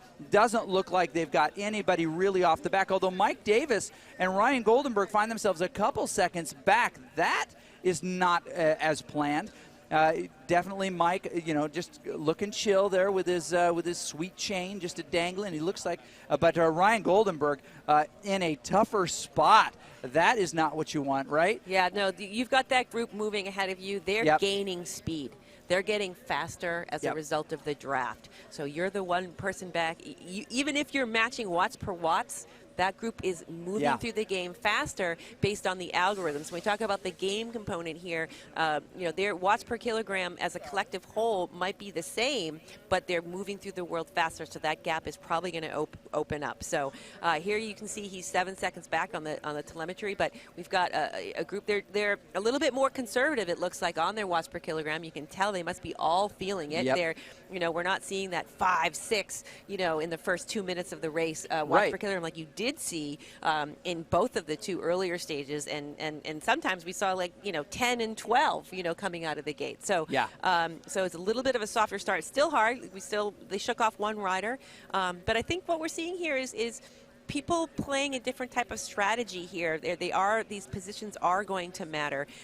They know it's going to come down to a sprint. So I think there's going to be some people saving and maybe protecting that a little bit, doing what they can not to get dropped. Right. You know, if they're hanging on by their fingernails, you know, they might break up. But I feel like what we've seen today, the heart that we've seen in this racing, the desire of these guys to show who they are today, this is going to come down to a lot of strength, but also a lot of like, I want this. Right. Who wants this the most? Who's going to bring it? And the mind tells the body what to do, and sometimes the body does it. And other times. But this is a mental game as much as it's a physical game right now. So yeah, managing that pain threshold, managing that discomfort is what makes this. Thank you very much for this idea, Mixer community. The hardest video game ever. It is. It is, in fact. You see them connected to bikes. Saris provided the power trainers. The local company here provided the bikes very specifically. That's Helen's Cycles provided the bikes. Now, Saris provided those Cyclops trainers, the power tap pedals, to make sure that every piece of energy that they're putting in there is accurately translated into the game. And when they go up hills, guess what? Those trainers, they get harder. Everyone balanced and weighed in before this event to make sure that every piece of data is exactly right. So what you are seeing is as accurate as it can possibly be. And we'll love that. Absolutely love that. All of these trainer stations are equipped with a fan, you know, and so you can kind of sometimes see the flowing locks or not. But, you know, it is a constant temperature here in the velodrome. So, you know, we are dealing with time zone changes. We are dealing with maybe fueling plans are different. Temperatures are different. But what we all know are the same is that the Cyclops trainers are calibrated. The meters are calibrated. And these guys are proving what they do at home, improving their worth, improving their medal today, and they are all bringing it. Yeah, no kidding. So as we look, you're right there at the telemetry, we see a couple of really interesting things in there, right? Greg Amberson found himself with 16 points in the first one and 13 points in the second one. He's got 29 points overall and has the potential of scoring 49 points. Am I reading this correctly? And this is for the people at home, too. So we have the scores for Stage 1 and Stage 2 are correct and locked. Stage 3 is a forecast. Yes. Am I reading that correctly? So if you're watching the telemetry at home, it's important to note that we're in Stage 3 right now, which is the Volcano Labs. So the Cyclogen technology is predicting a finish here. So so if you're watching at home and you're taking a look at the telemetry, that's very interesting. You can go ahead and pop over and look at the rider and see how they're doing. So this is a very great screen to look at. If we're not talking about it, pull down the menu on cyclogen.cvrworld.com and worldcup.com, and you can see all those same numbers. Yeah, you can, and that's really exciting to see. Now, there's not a lot of red in this course, is there? No, there's a lot of flats. There's a couple little bumps that you need to anticipate. We talked a little bit about anticipating. I don't think really anybody is going to get away. Usually in these crits in the Volcano laps, you see steady, steady, steady, and then someone who's feeling strong, who's feeling confident, might break off the front halfway through the last lap of it if they're feeling good.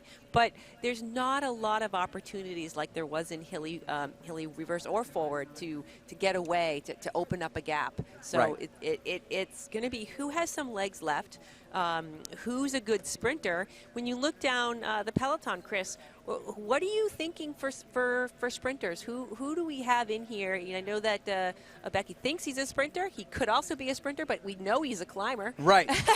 Who are we looking at for the sprint? What's your prediction? Without a doubt. Well, definitely, as we saw before, Mike Davis has got some kick, right? That boy's got some afterburners. He can turn it on Top Gun style. Call the ball, and he can go. But Iceman.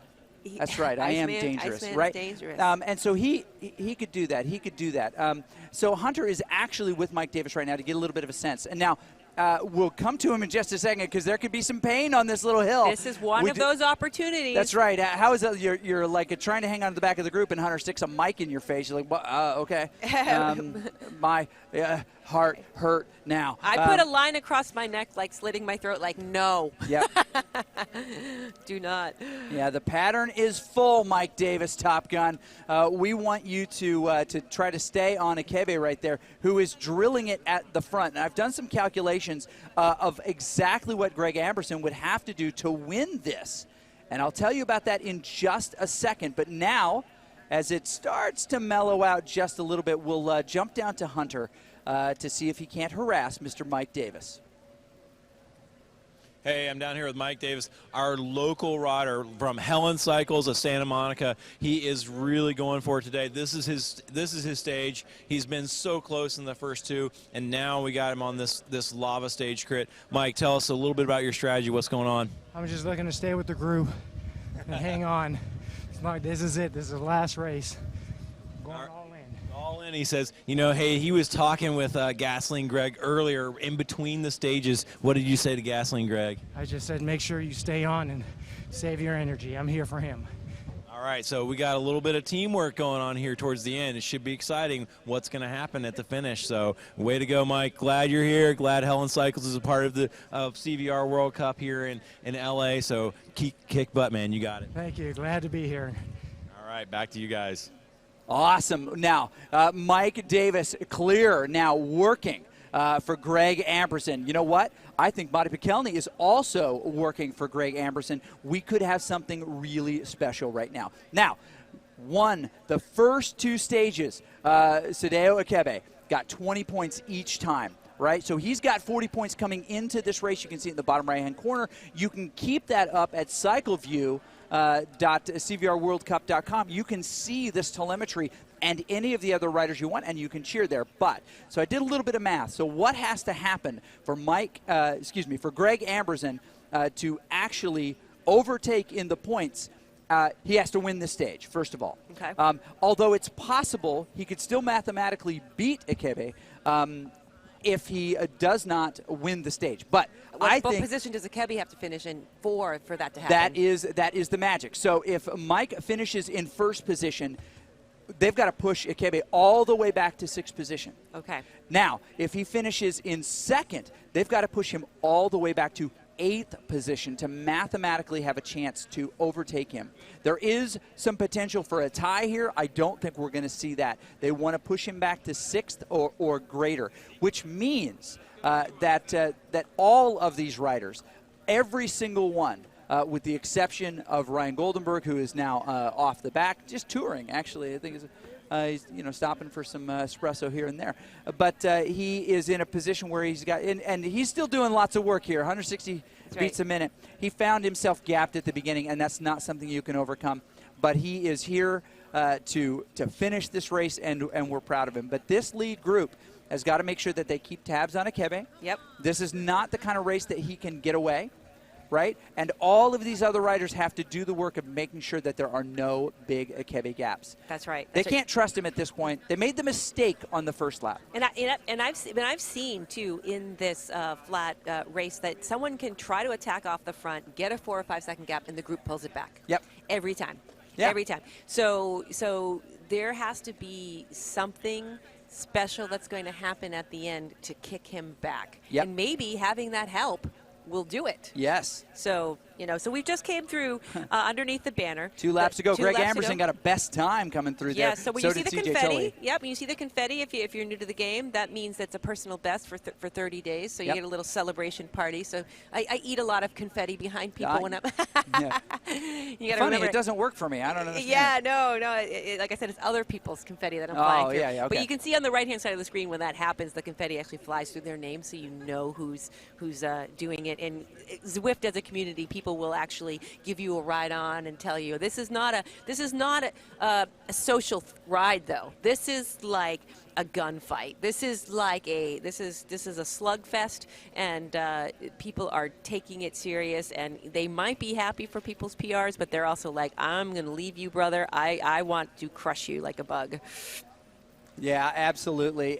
This is really interesting. Akebe comes off the front here, and he's doing a little bit of a dig here, trying to get away or at least put these guys in a spot of discomfort. He's got plenty of energy, flew over from Japan to Los Angeles to make this happen.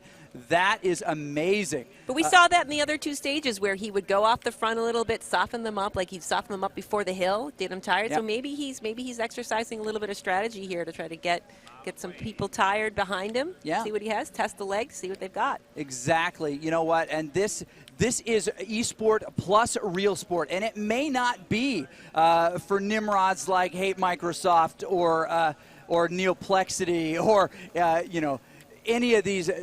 Folks that are chiming in saying, what is this? Yeah, it's probably not for you. Go back to Teletubbies. This is eSport and real sport together in the same space, and these people have to do real work on real bikes and put out real sweat to be able to compete. And you just saw it rain ride-downs, too. You saw it rain ride-ons. So that was exactly. So that those guys have to feel good when you see those come across the screen.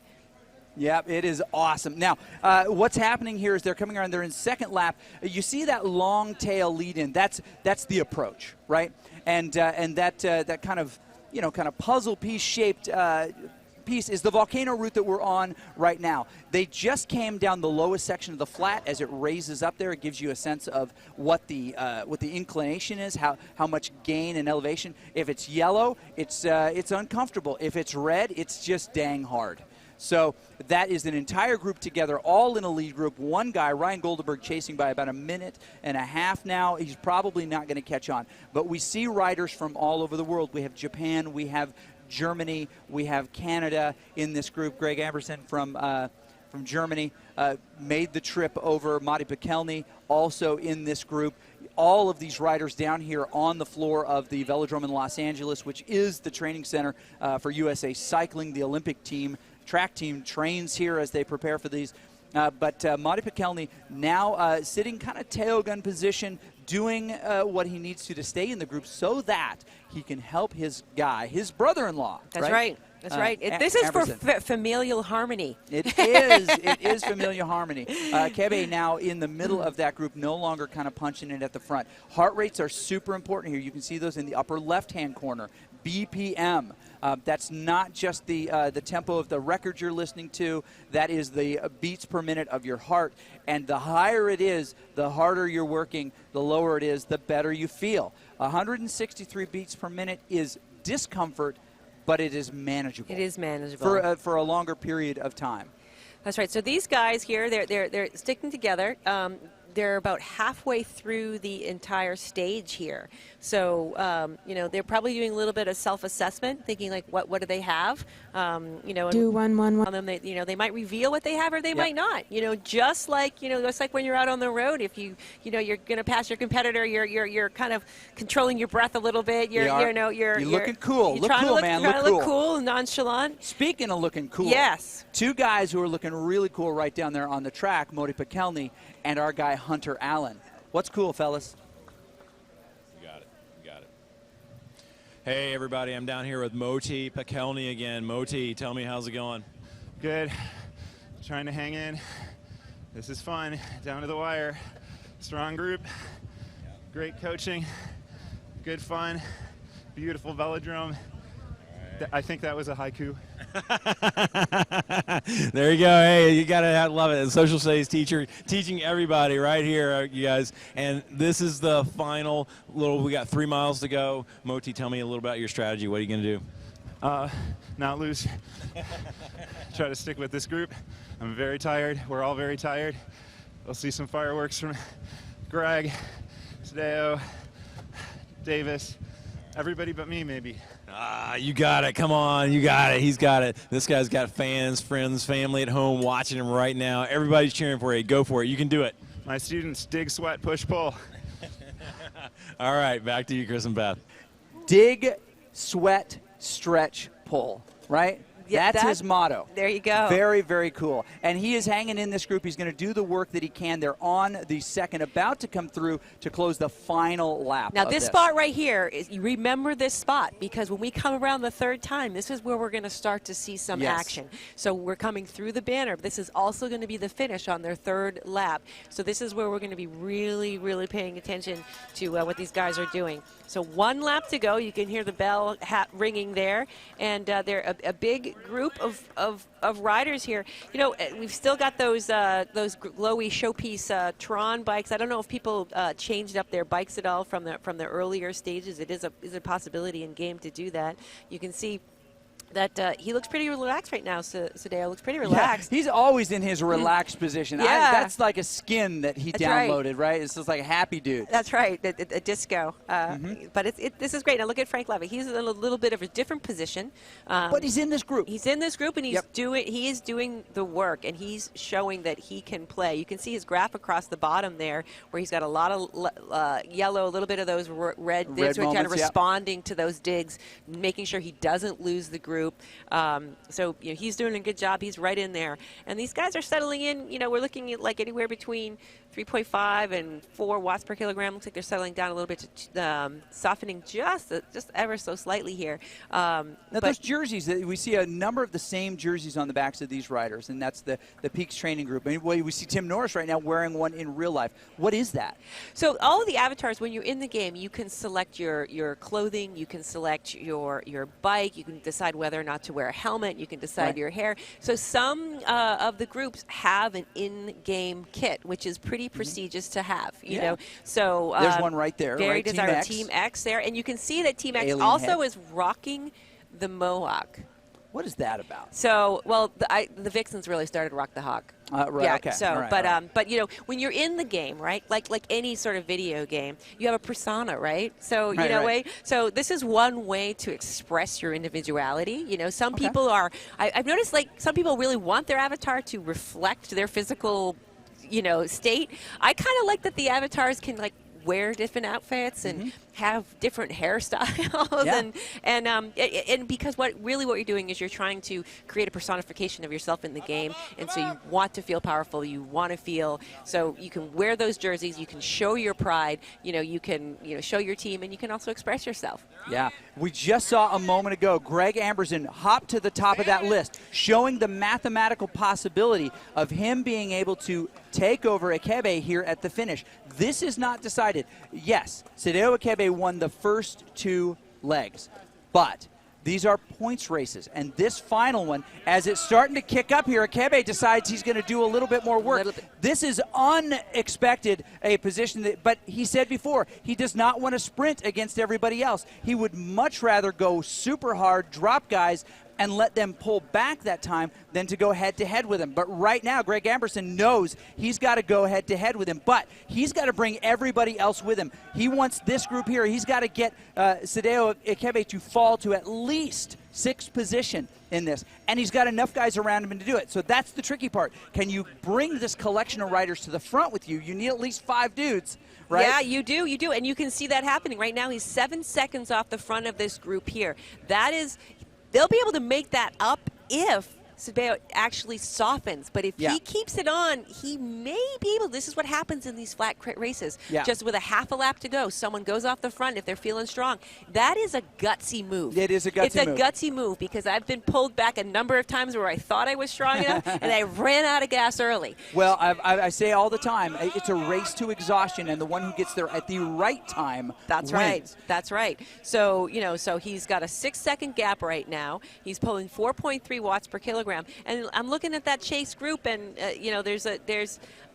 they have to pick it up a little bit if they want to close it. They have to pick it up. There's not a lot of time. I think we've got about 2 kilometers to go last I looked. So not a lot of time to make this up. Collectively as a group, they can gain speed, but they have got to keep the pedal down. They have got to keep working. They have to agree to close it together. And it looks like they are. Levick is at the front working. We just saw Mike Davis at the front working. They're going to have to pick this up. Now, Akebe said in in his interview in between that he likes to monitor that gap, and he does it. He tries to match whatever they're doing. He explodes off the front and then just looks at their watts per kilo and finds whatever it is that he needs to stay in front. But look, Tim Norris, who's wearing right now the fastest lap on the Volcano circuit jersey, right there. He's got it right next to his name. He's maybe the strongest guy in this. He had the fastest lap in one of these laps out here. This is the first time I've noticed it. Maybe it's the most recent one. But these guys are finding themselves out there trying to chase him down. 13 seconds, 12 seconds. It's Mike growing. and Tim and Greg, they're all there at the front really doing the work. They're trying to bring that back. And there's Greg sitting perfectly in the back. He needs these horses. He needs to be a musher at this point. He needs to tell those folks which way to go. Sled dogging is what I call it when I'm in a real race. Right? No, I get on the back of a group and I'm like, a little more, boys, a little more. This is the finish. Yeah, big Here he finish comes. Here we coming go. You'll be able to see that arch in the distance there. He sees it. He's smiling. He's smiling. Yeah. You see some watts dropping, but I don't think it's going to be enough. I don't think it's going to be enough, but he cannot relax because Levick 8.3, Norris 5.9. They're not going to do it. Becky picks up a little bit, but he's got a smile on his face. Let's go to that chase group, and there we go. Okay, We've got Frank Levick. Keep going. He's digging in. Is Norris going to get him? We've got more coming from the back. Is it Greg? Who do we see? Oh, we see Greg coming around him at the very end there, and it looks like Frank Levick takes that second position. Nice. Tim Norris showing why he deserves to be here. And Bill Gross, what the heck? Great job. 2 frustrating rounds. Greg Amberson comes across the line in the group, but not in the position he wants. Akebe is going to get another 20. 2, 1. And how far will Frank fall? Maybe not far. The folks that were in front of him did not finish well in the first 2 rounds. He's probably still high in the money. We'll talk about the money in just a second. But Sadeo Akebe did a great job. It looks like he's about to speak with our guy, Frank, and can he recover his breath? He did what he said he did last time. He didn't tell us he was going to do it, but he jumped ahead. He managed that gap. It was excellent work. Hunter? Take it away. 3 stages, 3 wins, a hat trick for Sadeo Akebe. Congratulations. What an attack at the end. That was amazing. Yeah, there was the climb, and then a bit flat, and then a bit more climb. The people usually forgot about the last climb, a bit climb. So I stay calm in the part, and then I attack the last part. Wow. I mean, he put in that huge attack. Everybody knew it was coming. They knew it was coming. They couldn't handle it anyway. You did it, and you did it earlier. You said you couldn't sprint, and so you knew you had to do it, so that was a perfect move. Yeah, thank you very much. This was what I intended for. That's great. All the way from Japan, had jet lag, got good sleep last night. You got 3 wins today. That is incredible, all 3 stages. Thank you very much. My pleasure. Way to go. Way to go. What a great job here. Incredible effort by Sadeo. Incredible effort. Good job. Back to you guys. Oh, that was awesome. All right, we're going to take a look at how this finish lined out. It may have been a little bit confusing, but here's the way that it went down. Our guy, Sadeo Akebe, got off the front about 2 minutes before, and he did what he said, which was to manage the gap and to not sprint. But if you look, Frank Levick is the one who said he was going to jump off the front, and he did, attacked well before the line.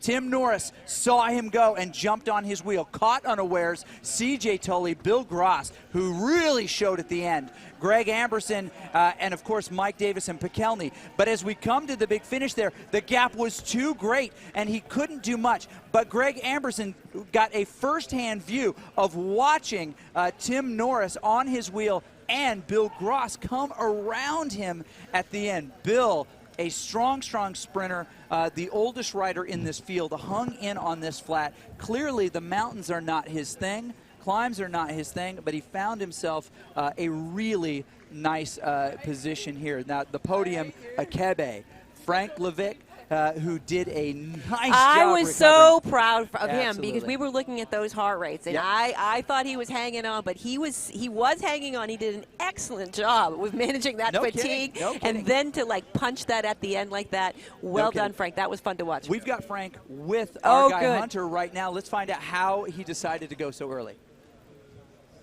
Hey, I'm down here with Frank Levick. Frank, you got second on that final stage, man. That was great. What was going on? What was your plan? Nothing. I wish I had the guy here. I would thank him because he's the one who told me to go for that long, long sprint.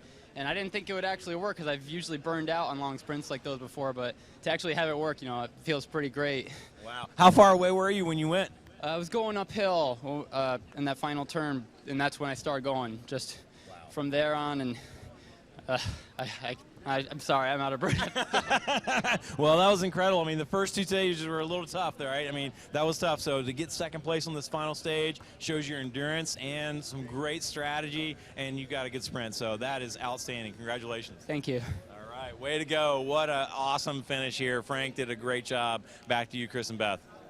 Managing the frustrations of a couple of events before where it just didn't go the way he wanted to. He was in a great spot, had confidence in his abilities, and I had a conversation with him yesterday, and he was confident. He was just kind of unsure of how it all kind of went down in that first race. He just was in the wrong spot in the climb. He did a nice job. He was actually, like nicely in the middle of that pack in the climb. Did a very, very nice job, and then was able to really make sense of this final finish. And get his position. And Tim Norris, again, fabulous work at the finish. Yeah, he was so strong, and I was watching him. I'm like, is he coming around? It was so tight. We had predicted that. We predicted that it was going to come down to a finish and what those placements were being. But once Becky made it to the front, got that gap, we knew he wasn't finishing 6 or greater. No. But so you're still fighting for points. So you're protecting 2, 3, 4. So do we have? It was going to be a minute for us to tally up those. I think so. We're going to have those finals in just a second. But I think that we can comfortably say we know who's at the top. Yes, we do. The hat trick. The hat trick, indeed. And the self-assessment there of him thinking he's not a climber, that is very untrue. He proved that today, and he also proved that he knows his own physical ability. He might not know what the right label is, but he knew he had it. Yeah. He knew at that point he felt strong. He thought he could hold it, and he did, and that's a gutsy move. Well, and he has the performance of a savvy athlete because he came into this and he did what he wanted to do. He didn't. A lot of these riders just reacted. They just waited. They weren't sure what they wanted to do. He knew what he wanted to do. He did it several times. And he controlled it. He got away from the group so that he wasn't dictated to, and then just tried to control those gaps. A couple of times they pulled him back. Right? They did that early in stage 1. They did that midway up the climb in stage 1. They managed to do that a couple of times early in the in stage 2, but in the end, he applied the pressure when he knew he could hold it on the final climb there around Hanks. Drilled it and held that. And here again, with less than a mile to go, he jumps off the front. That was amazing. And the strength too of like Mike Davis, right? Yeah. We were coming up those climbs in the Hilly and around the corner, and you saw him punch it up. I mean, there was so much heart in this racing, and these guys raced their brains out yesterday. Yes, they did. And then they have to come and race their brains out again today. And it's not, there's a lot of racing that goes on in the platform that is just like the same race every week. CVR World Cup League had sort of like mixing up the courses, making sure there was a Hilly, I remember doing in the league, it's like, Box Hill again, we're going to hit that 2-3 times this morning or whatever. But the global nature of this is that these guys would never come together. Right. They race each other in their basement or their garages or whatever, their dining rooms in some cases, right? And then they come here and they really put their body to the test. Cycle ops all calibrated, cross-referenced with the power tap pedals and weighed in, and these guys said, I am bringing it to this event, and we were not disappointed. Not disappointed in the least. And this is, in the esports world, this is equivalent to like to an ESL or one of the majors where, yes, they can play this game from their basements, from their pain caves, wherever they actually set up their bike and computer. But coming here and racing against one another with fans cheering is a completely different experience. And you know, we talked about the heart rates maybe starting a little higher, but you've got that excitement, and the floor is really buzzing, Chris. You know, if you can get a chance to come to one of these events, I mean, this is a spectator sport, not only on the broadcast, but also here in the room. So, you know, we have got more racing coming up today. We want to make sure that you know to watch 1, 2, 3, 4, 5. CVRWorldCup.com. Didn't roll off the tongue so easily right there. But you can cheer for your favorite riders. The prize pool is still growing. You know, and it makes a difference. We talked about that a little bit during the race, that when someone cheers for you and it shows up on the screen, you are motivated. You are really motivated. You're not, yeah, absolutely, you're motivated. Now, dropped in front of us here just a moment ago is the first place men's performance check. It's on a big check. Which I don't know how you get those in the ATM. Yeah, exactly. Yeah. But it's, I'm reading that right? $1,300 for... Yes, $1,374.41. So we'll have to get that to its rightful place. We know who's taking that. We're going to be doing awards, you know, throughout the day. We'll take a look, pop over at the podium. They'll probably do that at the start of the next race. We'll be able to get everything finalized. We have race officials that are verifying everything. There's a verification process at the end of the races to make sure that everything was as we would expect, that everything was, you know, performing as we would expect. And you know, so we want to make sure that everything's right, and then we'll start handing out those checks. And also, the riders who won the zones will get this beautiful winner's jersey. Very nice. So these are courtesy of Garneau, our sponsor, and this is what it looks like on the back. You know, you're in the peloton outside, and you're sporting this green winner's journey. This is earned. Yes, it is. This is earned, and not some rando like John 500. It is earned by people that have done the work. Or for your entrance fee. This is earned. So congratulations to all those guys who do that. So. You know, one of the things that we want to do before we go to break to wrap this up is we do have some highlights, because we have the women's race coming up. This was the men's performance. We have the women's performance final coming up tomorrow. And the next. And that is going to be one exciting race. Oh, my gosh, I can't wait. I am so excited to see this race. And we have some highlights, actually, that we can share now. If you missed yesterday's racing, or you haven't had a chance to go back and watch it, because it is still up, you're able to see the playback on Facebook. But if you haven't watched it and you want the shortcut to some of those highlights, we have a reel. So if we have that queued up, let's go ahead and roll that women's highlight for our next race. It's the men's qualifier that we were seeing.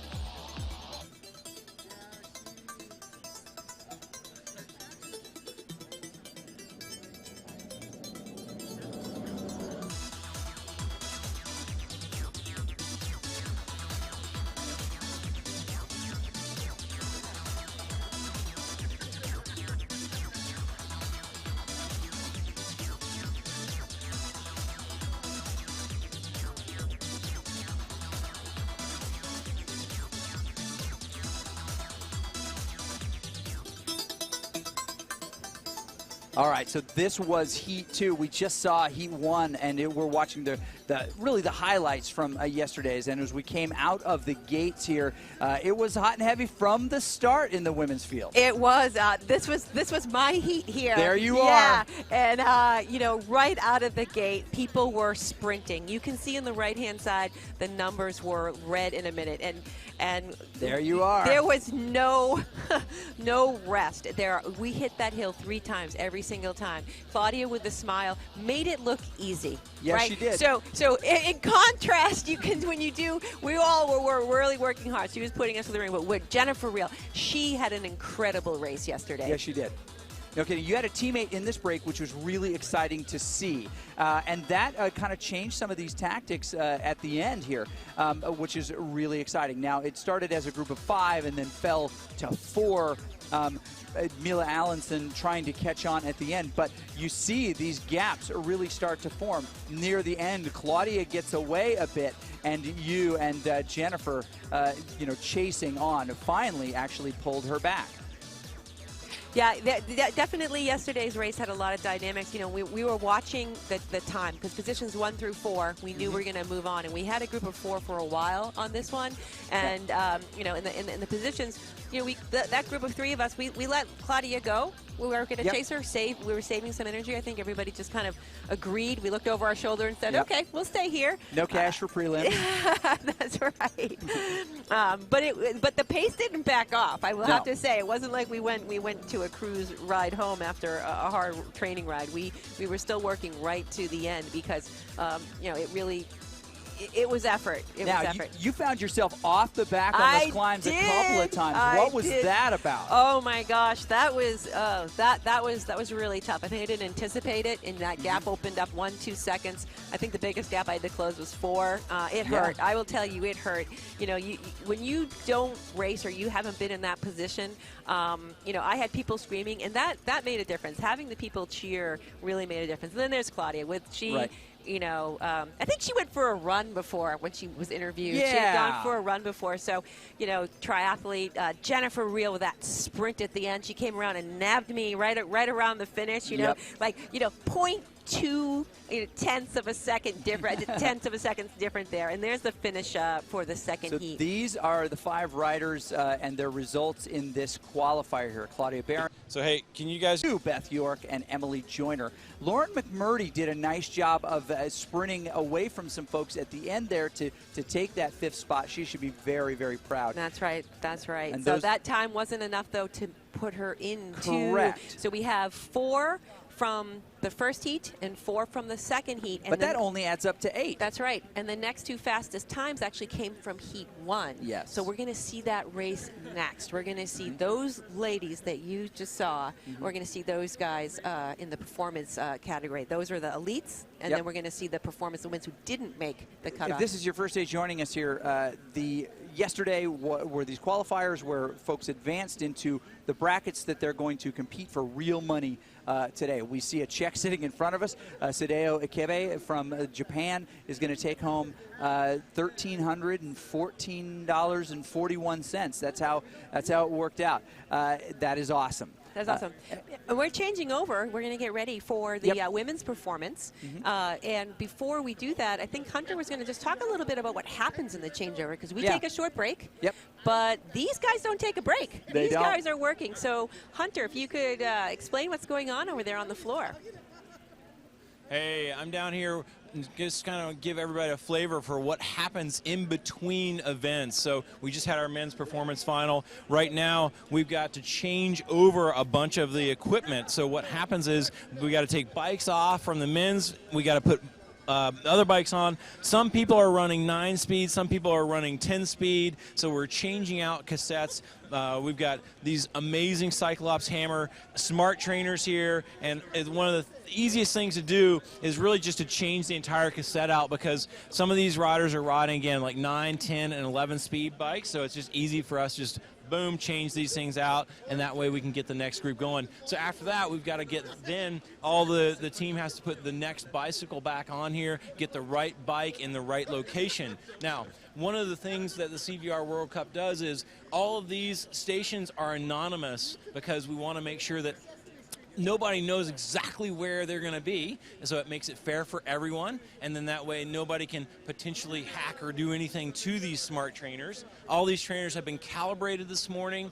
We had Eric Albers here from Cyclops to calibrate those things. He'll recalibrate them before the afternoon events, before the elite finals. That way everything is exactly equal, certifying them.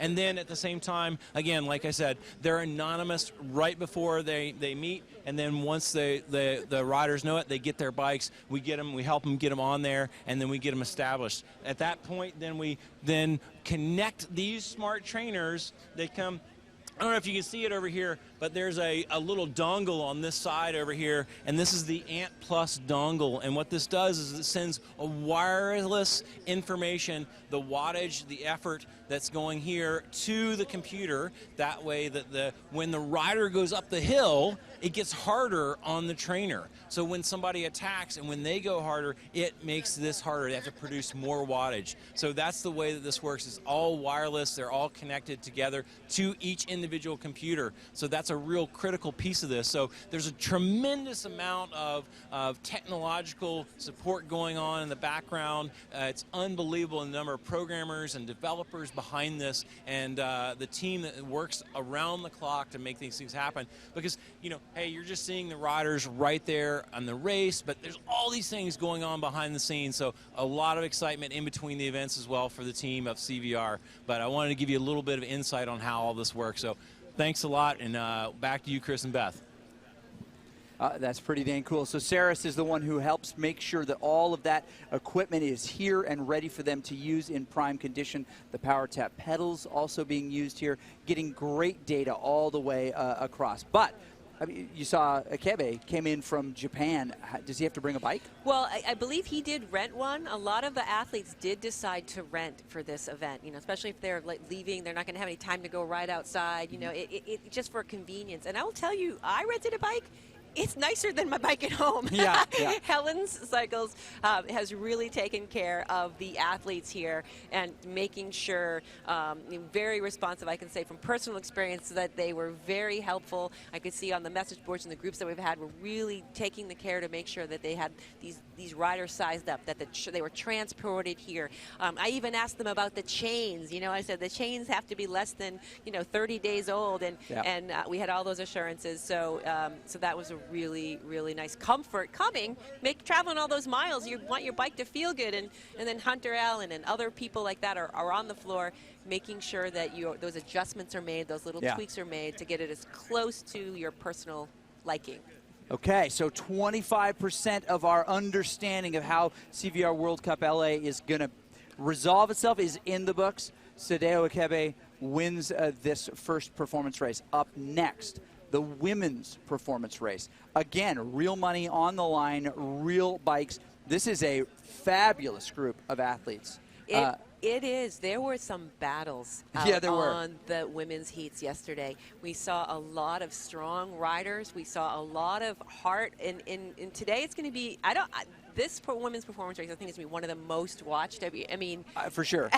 It's a really, really popular race, and if you stick around, you'll understand why.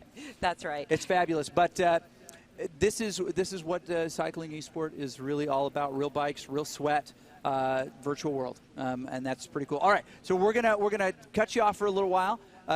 You do your thing, we'll do our thing, and we'll meet back here in a little less than an hour for the kickoff of this women's performance final. See you soon.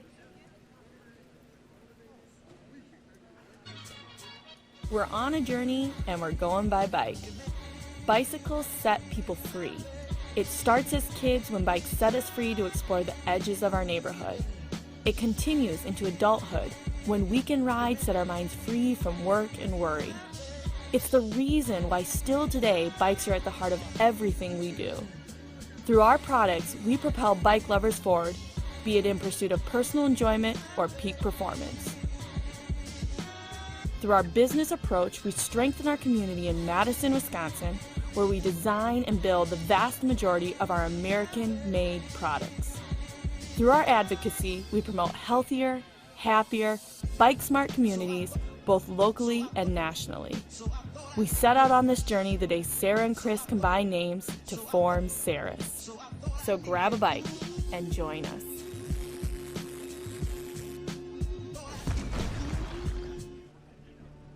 What is it about riding a bike that is so liberating? What unites us all is the craving for that special feeling.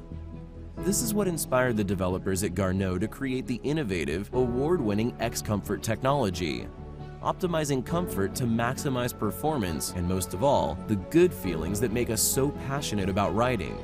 The brand new X-Comfort Zone incorporates an elasticized zone that expands up to 5 millimeters to accommodate B through D+ foot widths. We all pedal in the same way.